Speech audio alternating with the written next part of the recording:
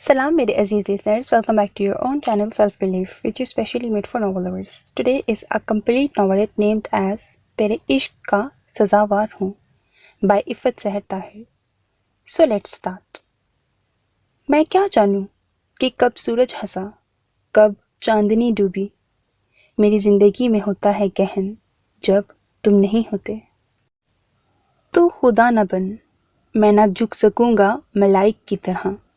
तेरे इश्क का सजावार हूँ, तेरे पाक लम्स का खतावार हूँ, मगर अब जुनू का अंबार हूँ. मेरी वहशतों की सज़ा न बन, मैं न रह सकूँगा आदम की तरह. तू खुदा न बन. वलीद, उठ जाओ अब. वलीद. वो पूरे घर में चीखती फिर रही थी, हालांकि वो अच्छी तरह जानती थी कि अगर मैं इस वक्त घर में हूँ तो यकीनन अपने बेडरूम में ही होऊंगा. मगर क्या किया जाए कि उसे चीखने चिल्लाने का बेहद शौक था. उसकी आवाज सुनते ही मैंने टीवी और वीसीआर ऑफ किया और आंखें बंद करके खुद को सोया हुआ जाहिर करने लगा. किस कदर पोसती हो तुम. खुदा की पनाह 2:30 बज रहे हैं और मौसूफ को सोने से ही फुर्सत नहीं, और उधर मैं तुम्हें ढूंढ ढूंढ कर थक गई हूं. वो बिला तकान बोलती मेरे बेड के पास आ खड़ी हुई. अब उठ भी जाओ वलीद, या कयामत के दिन एक ही दफा उठोगे. मैं ढिठाई से बेहिसो हरकत पड़ा रहा. तभी उसने तकिया उठाकर पूरी कुव्वत से मुझे दे मारा. मैं हड़बड़ा कर उठ बैठा. क्या मुसीबत है. मेरे दिल मिलाने का उस पर हमेशा की तरह कोई असर नहीं हुआ. अगर आधी रात तक तुम अपने मोबाइल पर मसरूफ ना रहो तो तुम्हारी रूटीन में खासा अफाका हो सकता है, वो जल कर बोली. वो अपने पुरएतमाद लहजे में मुझे सुलगाने लगी. आज संडे है. तुम्हारी एडवाइजरी सर्विस में किस दिन छुट्टी होती है. मैं खासा चिढ़ गया था. उसने तासुब से मुझे देखा. शर्म करो वलीद हैदर, इतने बड़े हो गए हो, क्यों अंकल का बिजनेस पर बात करने पर तुले हो. कभी जो मैंने तुम्हारी रिपोर्ट उनकी टेबल तक पहुंचा दी तो तुम्हें बिस्तर समेत बाहर का रास्ता दिखा देंगे. फिर ये टीना शीना दिखाई भी नहीं देंगी. ये उसका पसंदीदा टॉपिक था, यानी समाज सुधार लेक्चर्स देना, खुसूसन मुझे. मैंने बेजारी और उकताहट से उसके सामने हाथ जोड़े. खुदा के लिए अज़ा, अपना ये लेक्चर बंद करो. सबकी इस्लाह का ठेका तक तुमने ही लिया है, मगर कभी अपनी जबान को काम की बात कहने की ट्रेनिंग भी दे दो. बुजुर्गों ने कहा है कि ज्यादा सोना नहुसत की निशानी है. वो बड़े मुदब्बराना अंदाज में बोली तो मैं ढिठाई से बोला. बुजुर्गों की गर्लफ्रेंड्स नहीं होती होंगी, उन्हें खूबसूरत ख्वाब दिखाई नहीं देते होंगे, तभी किसी ने ये कहा होगा. बहुत बुरी बात है वलीद. ये उसका मखसूस अम्मा वाला स्टाइल था जो मुझे जहर लगता था, क्योंकि वो मुझसे 3 साल छोटी थी और मैं 26 साल का था. ऊंचा, लंबा और बकौल लड़कियों के हैंडसम, डैशिंग वगैरह वगैरह. तो जब वो मुझे यूं समझाती थी तब मुझे फकत गुस्सा ही आता था. तुम्हें मुझ में कभी कोई खूबी नजर नहीं आई, इसीलिए ये कोई नई बात नहीं. मैंने तकिया घसीट कर गोद में रखा और बड़ी बेपरवाही से कहा.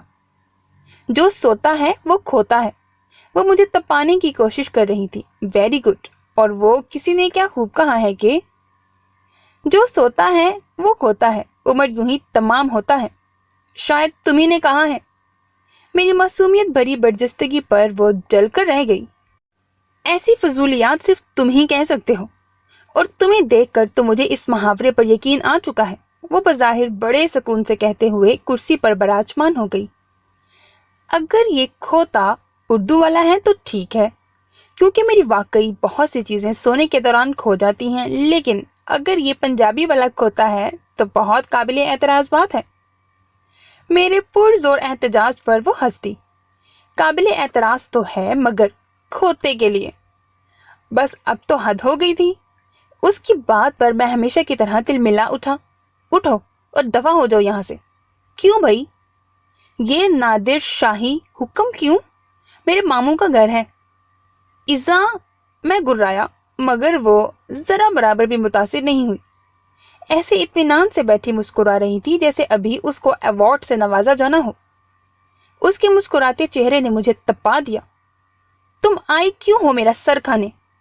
آپ کی اطلاع کے لیے عرض ہے کہ ایک تو یہ کہ ڈاکٹر نے مجھے بڑے گوشت کا پرہیز بتایا ہے، دوسرا یہ کہ کھوکھلی اور اندر سے خالی چیزیں مجھے پسند نہیں۔ وہ رسانیت سے بولی تو میں دانت پر دانت جمائے اسے گھورنے لگا۔ میری پھپھو کی یہ اکلوتی بیٹی ذہین ہونے کے ساتھ ساتھ دوسروں کا دماغ خراب کرنے میں بھی ثانی نہیں رکھتی تھی۔ اس کی جو بات مجھے بہت بری لگتی تھی وہ یہی تھی کہ اسے دوسروں کو خصوصاً مجھے خواہ کے مشورے دینے کی لت تھی۔ اگر یہ عادت وہ چھوڑ دیتی تو پارس تھی۔ میرے خیال میں اب تمہارے لیے بہتر ہوگا کہ تم چلی ہی جاؤ، میں دانت پیس کر بولا تو اس نے مزے سے مجھے اطلاع پہنچائی۔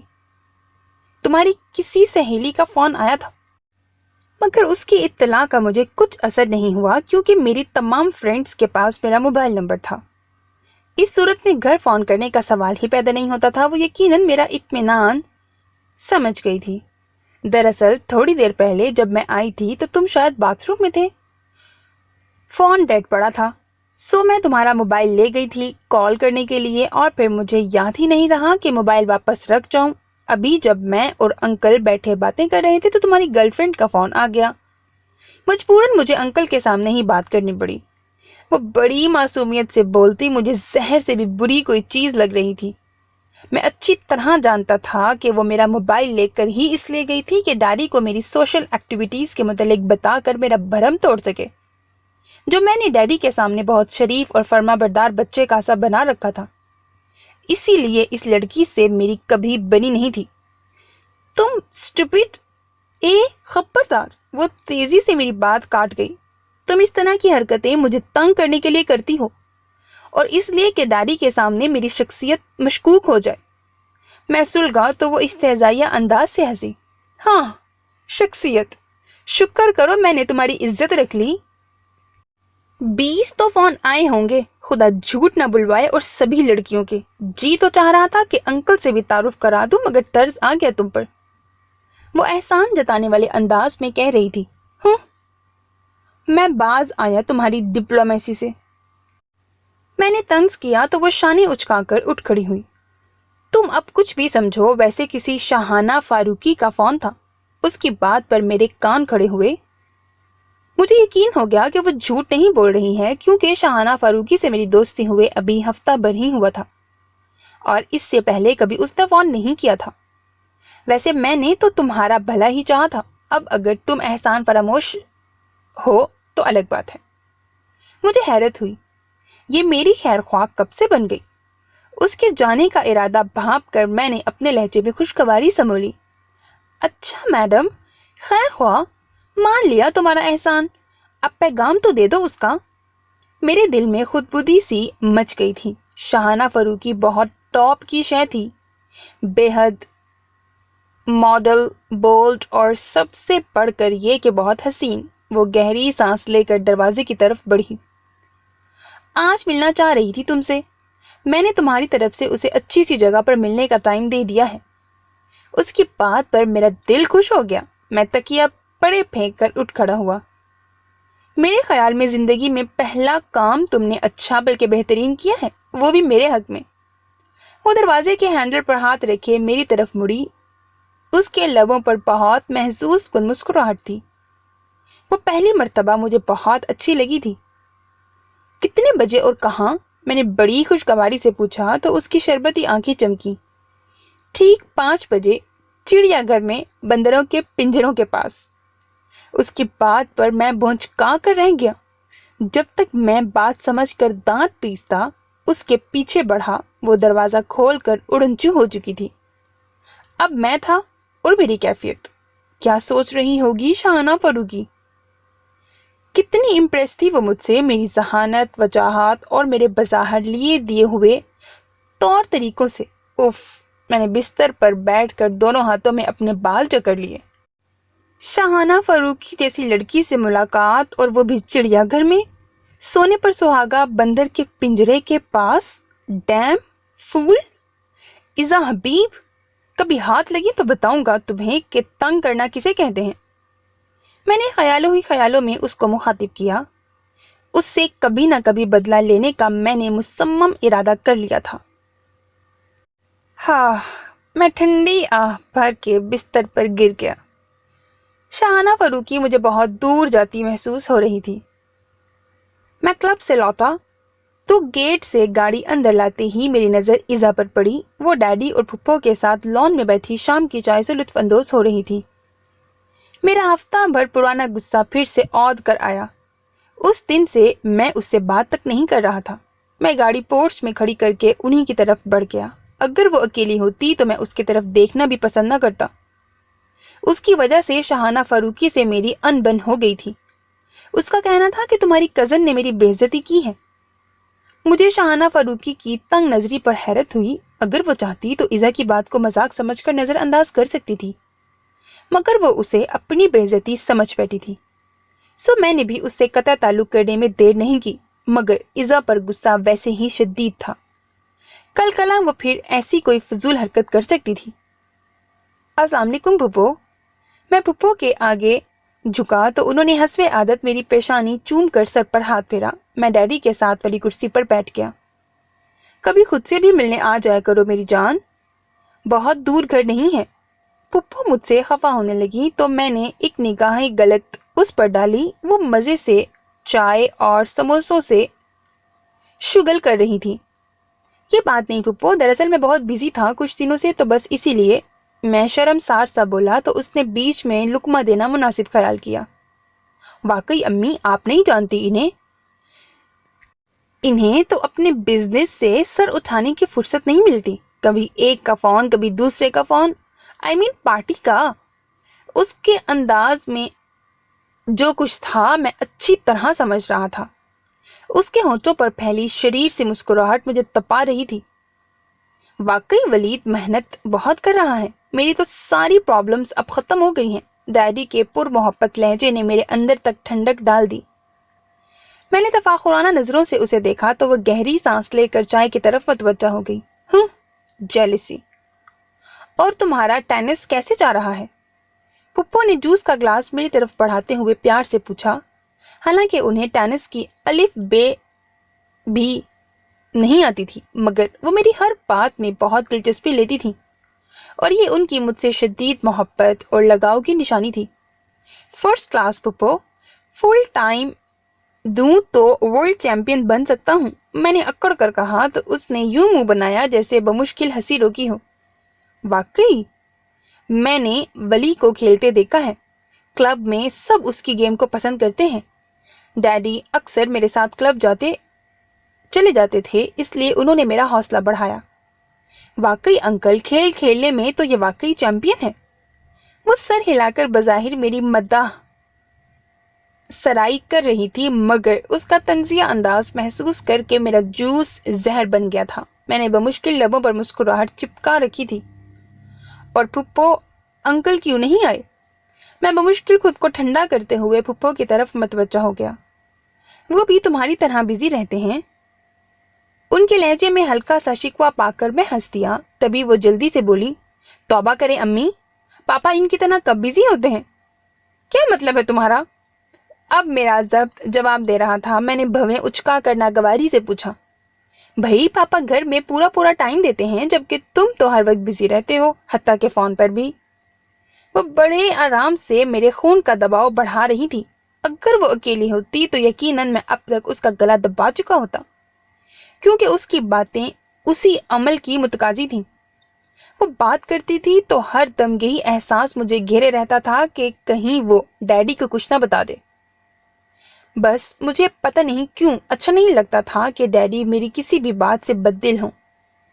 मैं शुरू से यानी स्कूल के ज़माने से सिन्फ़े नाजुक में बहुत मकबूल रहा हूँ, और चूंकि बदकिस्मती से इज़ा भी उसी स्कूल और कॉलेज में मेरे साथ पढ़ती थी, इसीलिए मेरी हर एक्टिविटी उसकी नज़र में आ गई थी।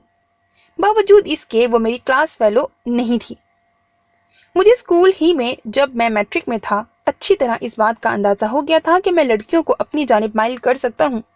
इसके बाद मैं अपनी मकबूलियत से खूब लुत्फ उठाने लगा और अब यूनिवर्सिटी से फारिग होने तक मेरी ये आदत बरकरार थी। लड़कों से दोस्ती अपनी जगह, लेकिन उनसे ज़्यादा तादाद लड़कियों की थी। मेरे यार दोस्त मेरी मकबूलियत पर आहें भरा करते थे और मैं बेनियाजी से मुस्कुरा देता। بس ایک انسان جو مجھے سب سے زیادہ زچ کر سکتا تھا وہ یہی ہے، بدتمیز اور بلیک میلر، یعنی ایذا حبیب۔ خیر تمہیں کیا خبر، جوانی میں انکل بھی ایسے ہی بزی رہتے ہوں گے میری طرح، کیوں پھپھو؟ میں بھی اسے جلانے کے لیے مزے سے بولا۔ پھپھو نے میری ہاں میں ہاں ملائی تو وہ مجھے گھورنے لگی، پھر جتانے والے انداز میں بولی، تمہاری جتنی محنت کوئی ہی کرتا ہے۔ ارے مجھے کہاں محنت کرنی پڑتی ہے، کامیابیاں خود ہی میری طرف بھاگتی ہیں۔ میں نے گلاس ٹیبل پر رکھ کر معنی خیز انداز میں اسے دیکھا۔ ماشاءاللہ بہت لائق ہے میرا بیٹا، پھپھو بڑبڑائی۔ بہت سے بھی کچھ زیادہ ہی لائق ہے، وہ بھی بڑبڑائی۔ میرے خیال میں ذرا کپڑے چینج کر لوں پھر باتیں کریں گے۔ میں نے مناسب سمجھا کہ نارمل حالات میں ہی اٹھ جاؤں، ورنہ وہ تو کسی کا بھی دماغ خراب کرنے کی مکمل صلاحیت رکھتی تھی۔ یوں بھی میں کھیل کر آیا تھا تو اب صرف شاور لینے کی خواہش ہو رہی تھی۔ میرے ساتھ ہی وہ لوگ بھی اٹھ کر لاؤنج میں آ گئے، جبکہ میں اپنے کمرے میں چلا آیا اور کپڑے نکال کر فوراً نہانے کے لیے گھس گیا۔ میں بال سنوار کے لاؤنج میں آیا تو ایذا میگزین میں غرق تھی، جبکہ پھپھو اور ڈیڈی ادھر ادھر کی باتیں کرنے میں مگن تھے۔ میں پھپھو کے پاس جا بیٹھا، یوں ہی باتوں میں بات نکلتی چلی گئی۔ بہت رکھ لیا اسے، اب اس کی شادی کر دیں۔ میں نے پھپھو کی کسی بات کے جواب میں جان بوجھ کر زور سے کہا تو اس نے ایک نظر مجھ پر ڈالی اور پھر سے میگزین میں ڈوب مری۔ یہی تو میں کہہ رہی ہوں بھائی جان سے کہ اسے سمجھائیں، وہ فوراً بولی۔ ڈیڈی فوراً اس کی طرف متوجہ ہوئے۔ کیوں ایذا بیٹے، کیا مسئلہ ہے؟ اس نے سانس اندر کھینچتے ہوئے میگزین سائٹ پر ڈال دیا۔ مسئلہ تو کچھ گمبھیر نہیں ہے انکل، بس جو ہی کوئی اس قابل ملا تو۔ واہ کیا غرور ہے، میں نے اس کا تمسخر اڑایا، مگر وہ میری بات پر توجہ دیے بغیر بڑے رسان سے اپنے انکل کی طرف متوجہ تھی۔ پھر بھی بیٹا کوئی آئیڈیل کچھ تو ہوگا ذہن میں، ڈیڈی بہت دوستانہ انداز میں پوچھ رہے تھے۔ بس انکل کچھ ایسا ہی سمجھ لیں، اس نے سراسر بات ٹالی تھی اور یہ بات میں اچھی طرح محسوس کر گیا تھا۔ اچھا جی، تو کیا ہونا چاہیے آپ کے آئیڈیل میں؟ مجھے طنز کا ایک بہت اچھا موقع ہاتھ لگا تھا۔ بظاہر میں بہت خوشگواری اور خوش دلی سے پوچھ رہا تھا۔ اس نے مجھے دیکھا، اسے بس میرا آئیڈیل ہونا چاہیے۔ وہ نرمی سے بات ختم کر کے اٹھ کھڑی ہوئی۔ چلے امی، اب پاپا آ گئے ہوں گے شاید۔ مجھ سے ایک مرتبہ پھر فاش غلطی ہو گئی تھی کہ میں کلب جاتے ہوئے حسب عادت و معمول اپنا موبائل ساتھ لے جانا بھول گیا۔ مجھے اس بات کا احساس تب ہوا جب شام کو گھر آ کر میں نے ایذا کا فون ریسیو کیا۔ کیا ہے؟ میں نے لٹ مار انداز میں پوچھا۔ دوپہر کو میں تمہارے ہاں تھی، اسی لیے تمہارے موبائل کی کالز مجبوراً مجھے ہی ریسیو کرنی پڑی۔ کسی نیگی کا فون تھا، آئی تھنک پہلے بھی اس کا فون آیا کرتا تھا۔ اس کی باتوں نے میرا پارا ہائی کر دیا۔ میں یکلخت ہی اس پر برس پڑا۔ تم میرے بیڈ روم میں کیوں گھستی ہو اور میری چیزوں کو کیوں ہاتھ لگاتی ہو؟ زیادہ فضول باتیں مت کرو، میں جانتی ہوں وہ تمہاری بہترین دوست ہے، اسی لیے میں نے کوئی بدتمیزی کیے بغیر اسے سٹی ٹاپ میں ڈنر پر انوائٹ کر لیا ہے تمہاری طرف سے۔ چاہو تو 7:30 بجے تک پہنچ جانا، ٹیبل میں نے ریزرو کروا لی ہے۔ اس نے رکھائی کا مظاہرہ کرنا شروع کیا تو اس کی بات پر میں کھل اٹھا۔ آر یو شور؟ کیا تم نے پھر سے کوئی مذاق نہیں کیا اس کے ساتھ؟ میں نے ایک مرتبہ پھر سے پوچھ لینا مناسب سمجھا۔ پچھلی مرتبہ بھی تم ناراض ہو گئے تھے تو میں نے سوچا تمہاری دوستوں کو بہت اچھی سی جگہ پر ٹائم دینا چاہیے تاکہ تمہیں شرمندگی نہ ہو۔ وہ خفا سی بول رہی تھی۔ میرے دل میں اس کے لیے جو غصہ بھرا تھا وہ اڑنچو ہو گیا۔ کمال کرتی ہو یار، بھلا تم سے میں کیوں خفا ہونے لگا؟ اور وہ شاہانہ فروخی تو تھی ہی ایسی، ذرا سا مذاق برداشت نہیں کر پائی۔ ویسے اس مہربانی کا شکریہ، میں نے فوراً دوستانہ لب و لہجہ اپنایا تو وہ بے ساختہ ہنس دی۔ اوکے، اب تم تیاری کرو ڈنر کی اور میں اپنے بچاؤ کی۔ کیا مطلب؟ میں چونکا۔ آئی مین اگر انکل کو خبر ہو گئی تب میری تو شامت آئے گی نا۔ وہ فوراً بولی تو میں نے بھی خدا حافظ کہہ کر فون رکھ دیا۔ میں بلیک سوٹ میں ملبوس میرون سنگل ناٹ والی ٹائی لگائے بالوں کو خوبصورتی سے سنوارے خوشبوؤں میں ڈوبا وقت سے پہلے ہی سٹی ٹاپ جا پہنچا۔ ویٹر نے ٹیبل تک میری رہنمائی کی. وقت گزاری کے لیے میں نے اورنج جوس منگوا لیا اور اب میں جوس پیتے ہوئے سوچ رہا تھا کہ عزا حبیب اتنی بری بھی نہیں ہے جتنا میں سوچے ہوئے تھا. میں نے اکتا کر رسٹ واچ دیکھی. 7:15 بج چکے تھے. مجھے آئے پونا گھنٹہ ہو رہا تھا تبھی میں چکرا گیا. ہیلو ولید. یہ عروسہ رضا تھی. میں نے فوراً خود کو سنبھالا. ہائے کیسی ہو؟ جیسی تمہیں لگتی ہوں بالکل ویسی ہوں. وہ مسکرائی اور کرسی گھسیٹ کر میرے مقابل بیٹھ گئی. بلیک ٹائٹس اور پنک شرٹ میں وہ آفت لگ رہی تھی مگر مجھے اس آفت کا ڈر تھا جو آنے والی تھی یعنی نگی کا. مجھے کوفت ہونے لگی کہ یہ اس وقت یہاں کیوں آ ٹپکی ہے. تمہاری کزن بہت نائس ہے. بہت اچھی طرح بات کر رہی تھی. اسی نے مجھے ڈنر کے متعلق بتایا. تھینک یو سو مچ ولید. تم مصروف رہ کر بھی مجھے یاد رکھتے ہو. اب کی بار میں واقعی چکرا گیا. میرا دماغ گھومنے لگا. یہ عزا کی غلطی تھی یا میں بمشکل مسکرایا. لبوں پر زبان پھیر کر انہیں تر کیا. تمہیں نہیں تو اور کسے یاد رکھوں گا. اب میرا دماغ تیزی سے اس صورتحال پر غور کرنے لگا تھا. یا تو عزا کو نام کی غلطی ہو گئی تھی یا پھر اس نے نگی اور عروسہ کو جان بوجھ کر ایک ہی وقت دے دیا تھا. یا میرے خدا ایسا تو پہلے زندگی میں کبھی میرے ساتھ نہیں ہوا. خیر اب وہ اتنی بری بھی نہیں. میں نے دل کو بہلایا. پرابلم یہ تھی کہ میری تمام فرینڈز ایک دوسرے سے قطعی لا علم تھیں. میں دل ہی دل میں سخت پریشان ہو رہا تھا. میں نے دل میں خود کو مخاطب کیا. ولید حیدر آج تیری کلی کھل جائے گی. مگر خیر ہوئی جب 7:30 بجے تک کوئی نہیں آیا. میں نے ویٹر کو کھانا لگانے کا آرڈر دے دیا. اب میں ریلیکس ہو کر عروسہ سے باتیں کر رہا تھا. بخلایا تو میں تب جب میں نے صوبیہ شیخ اور نگی کو آگے پیچھے اندر آتے دیکھا. ولید حیدر تیری کلی کھلنے کا ٹائم آ گیا ہے. میرے اندر کوئی بہت زور سے پکارا تھا. میں نے فوراً سے بیشتر عروسہ سے ایکسکیوز کیا اور واش روم میں چلا آیا. میرا دل چاہ رہا تھا کہ اس وقت عزا میرے سامنے ہوتی تو میں اسے شوٹ کر دیتا.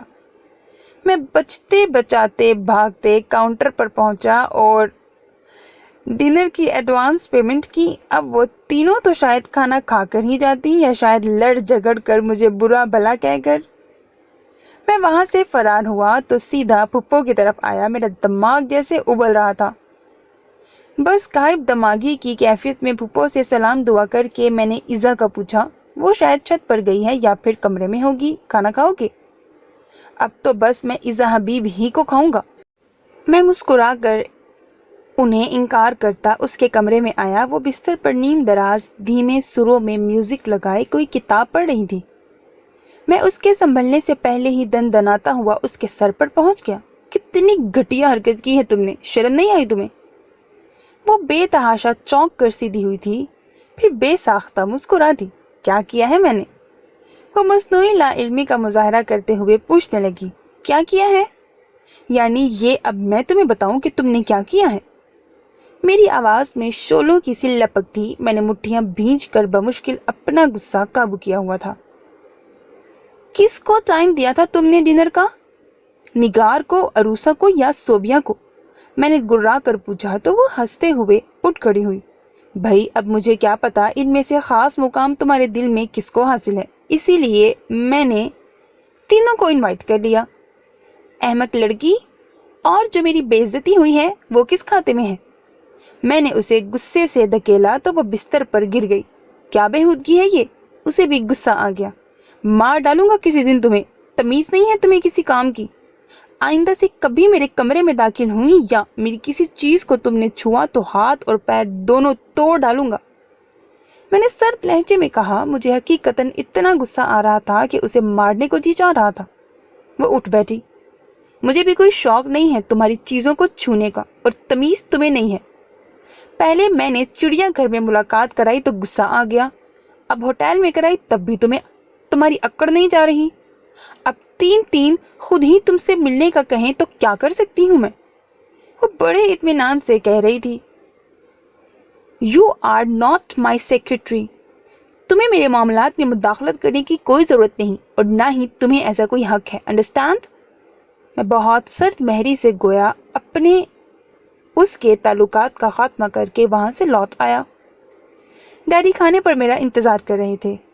اوہ ینگ مین، آج تو بڑے فارم میں ہیں جناب، وہ پرستائش انداز میں مجھے دیکھتے ہوئے بولے تو میں زبردستی کی مسکراہٹ ہونٹوں پر پھیلا کر کرسی گھسیٹ کر بیٹھ گیا۔ کہیں پارٹی تھی کیا؟ انہوں نے میری تیاری دیکھ کر پوچھا۔ نہیں ڈیڈی، بس یوں ہی۔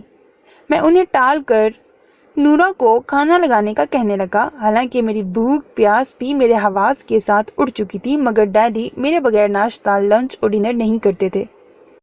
اب اگر میں ڈنر سے کھانا کھا کر بھی آتا تو بھی ڈیڈی کا ساتھ ضرور دیتا۔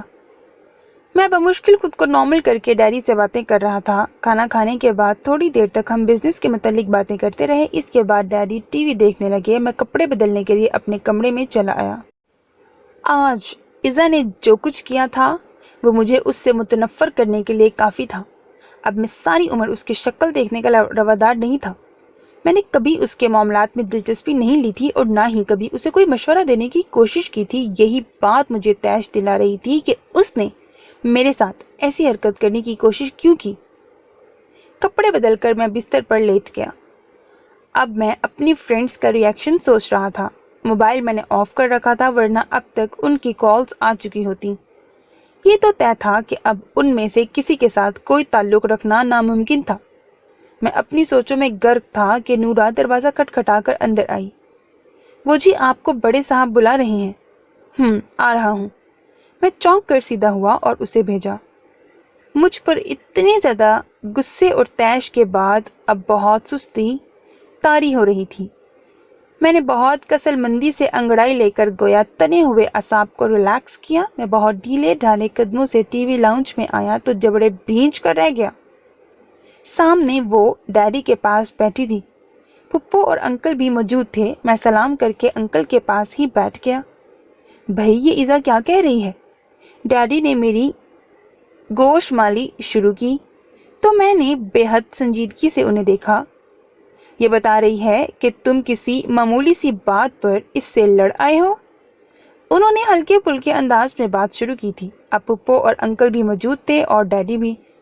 میری سمجھ میں نہیں آ رہا تھا حامی بھروں یا انکار کر دوں، کیونکہ حامی بھرنے کی صورت میں اصل بات بتانی پڑتی اور منکر ہونے کی صورت میں اس سے بات کرنی پڑتی، اور میں تو اس سے بات کرنا تو درکنار اس کی صورت بھی دیکھنا نہیں چاہتا تھا، مگر اب کچھ تو کرنا ہی تھا۔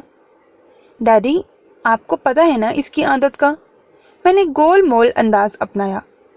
سچی بتا رہی ہوں انکل، یہ مجھ سے لڑ کے آیا ہے اور کہہ رہا تھا آئندہ کبھی مجھ سے بات نہیں کرے گا۔ اب ذرا سی بات پر اتنی سنجیدگی سے خفا ہو جانا کوئی اچھی بات تو نہیں ہے نا؟ وہ بڑی معصومیت سے بول رہی تھی۔ میں سر جھکائے دانت کچکچا رہا تھا۔ میں اسے جتنا اچھا سمجھ رہا تھا وہ اتنی اچھی نہیں تھی۔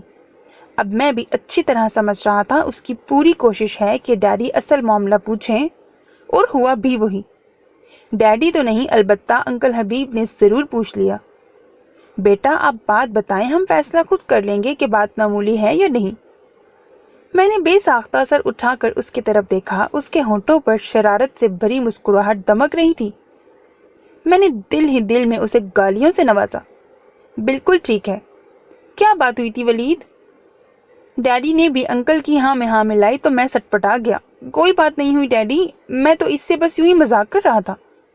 تو پھر تم مجھ پر چلائے کیوں تھے؟ وہ بڑی معصومیت سے پلکیں جھپکا کر بولی تو میرا جی چاہا اس فتنی کا گلا دبا دوں۔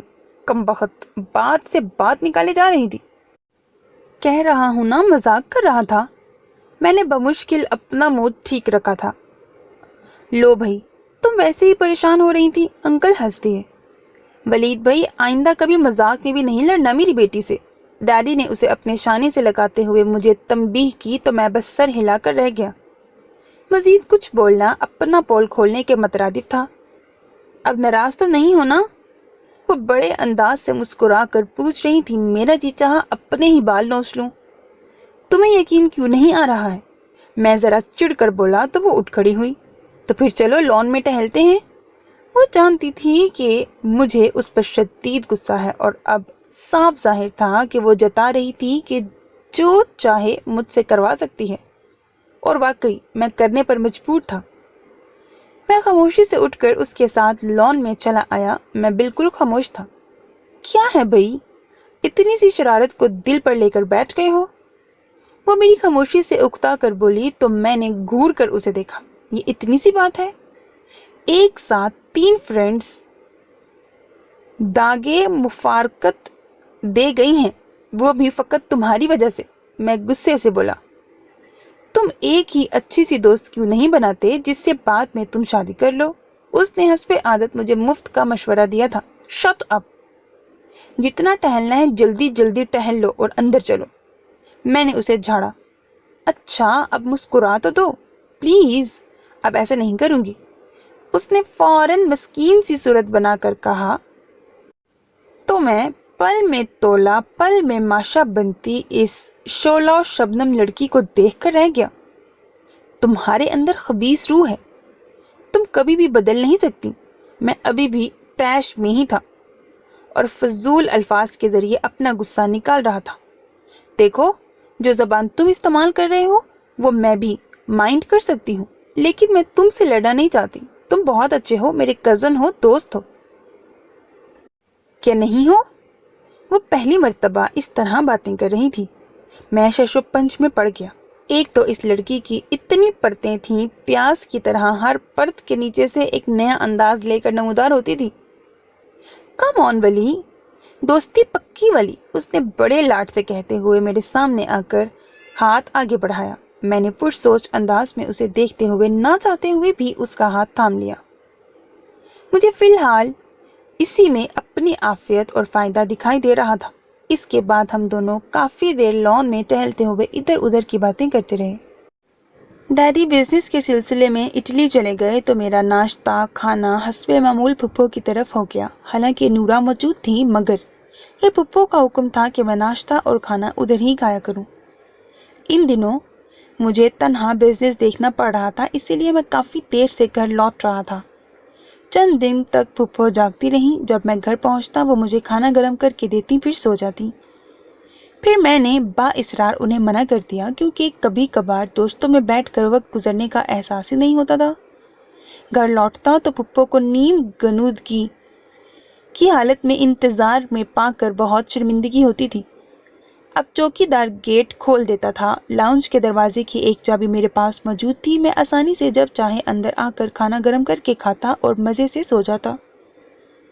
مسعود اور ناصر کے ساتھ چونکہ تقریباً سال بھر بعد ملاقات ہوئی تھی، اسی لیے ان کے ساتھ خوب محفل جمی۔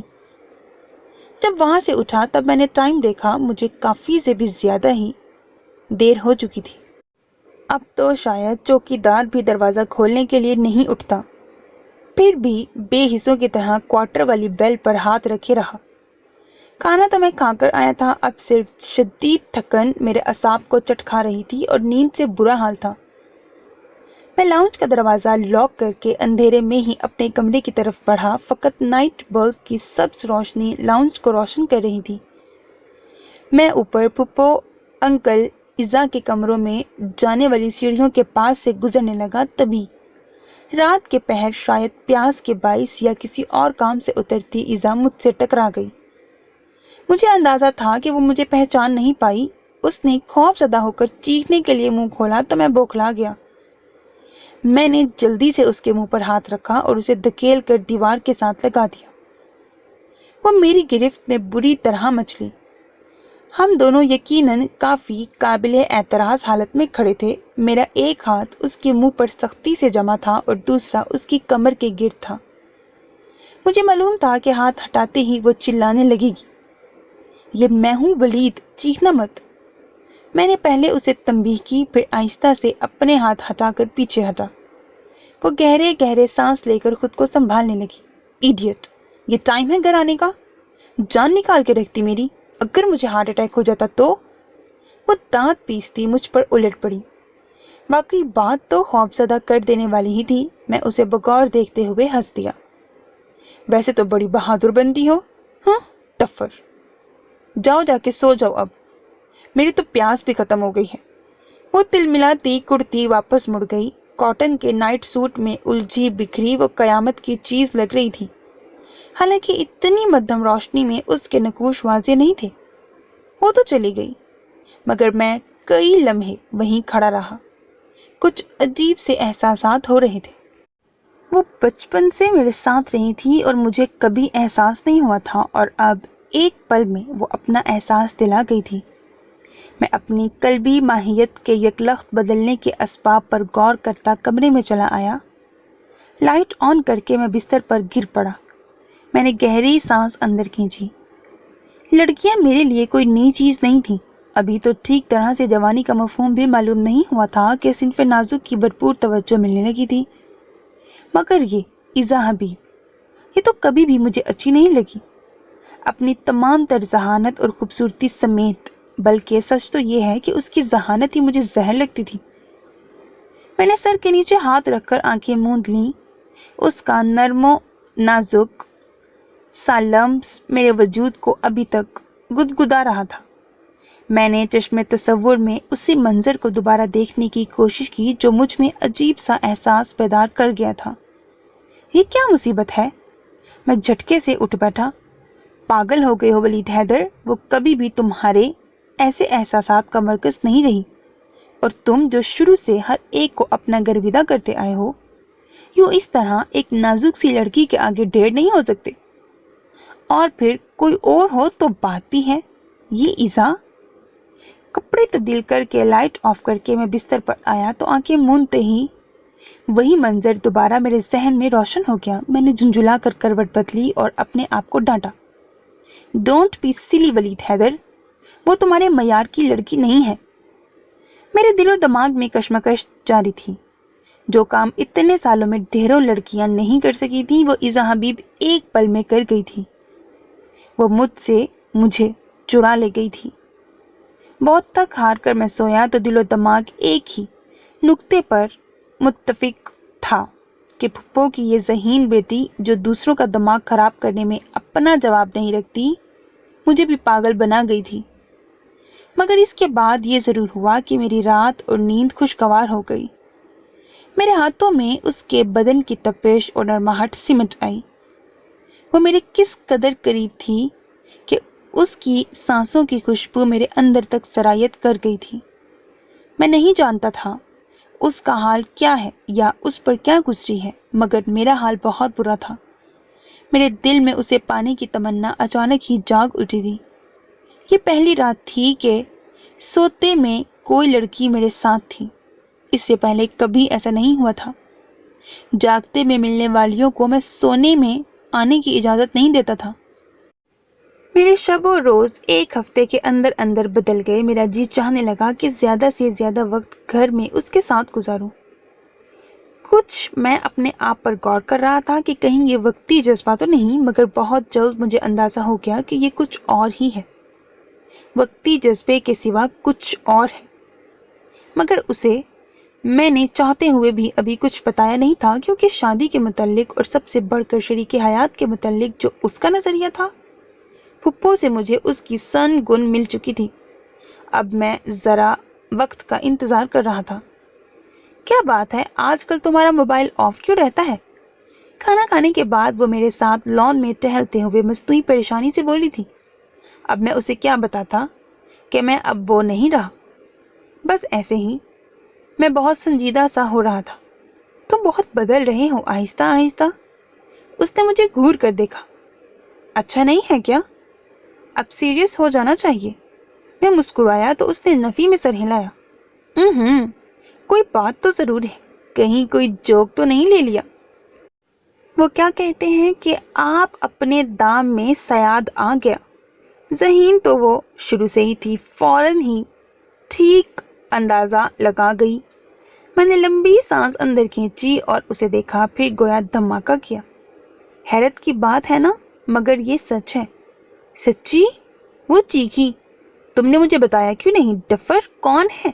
निगी, अरूसा, सोबिया या फिर? बस वो एक ही सांस में बोले जा रही थी। मैंने हाथ उठाकर फौरन उसे रोक दिया।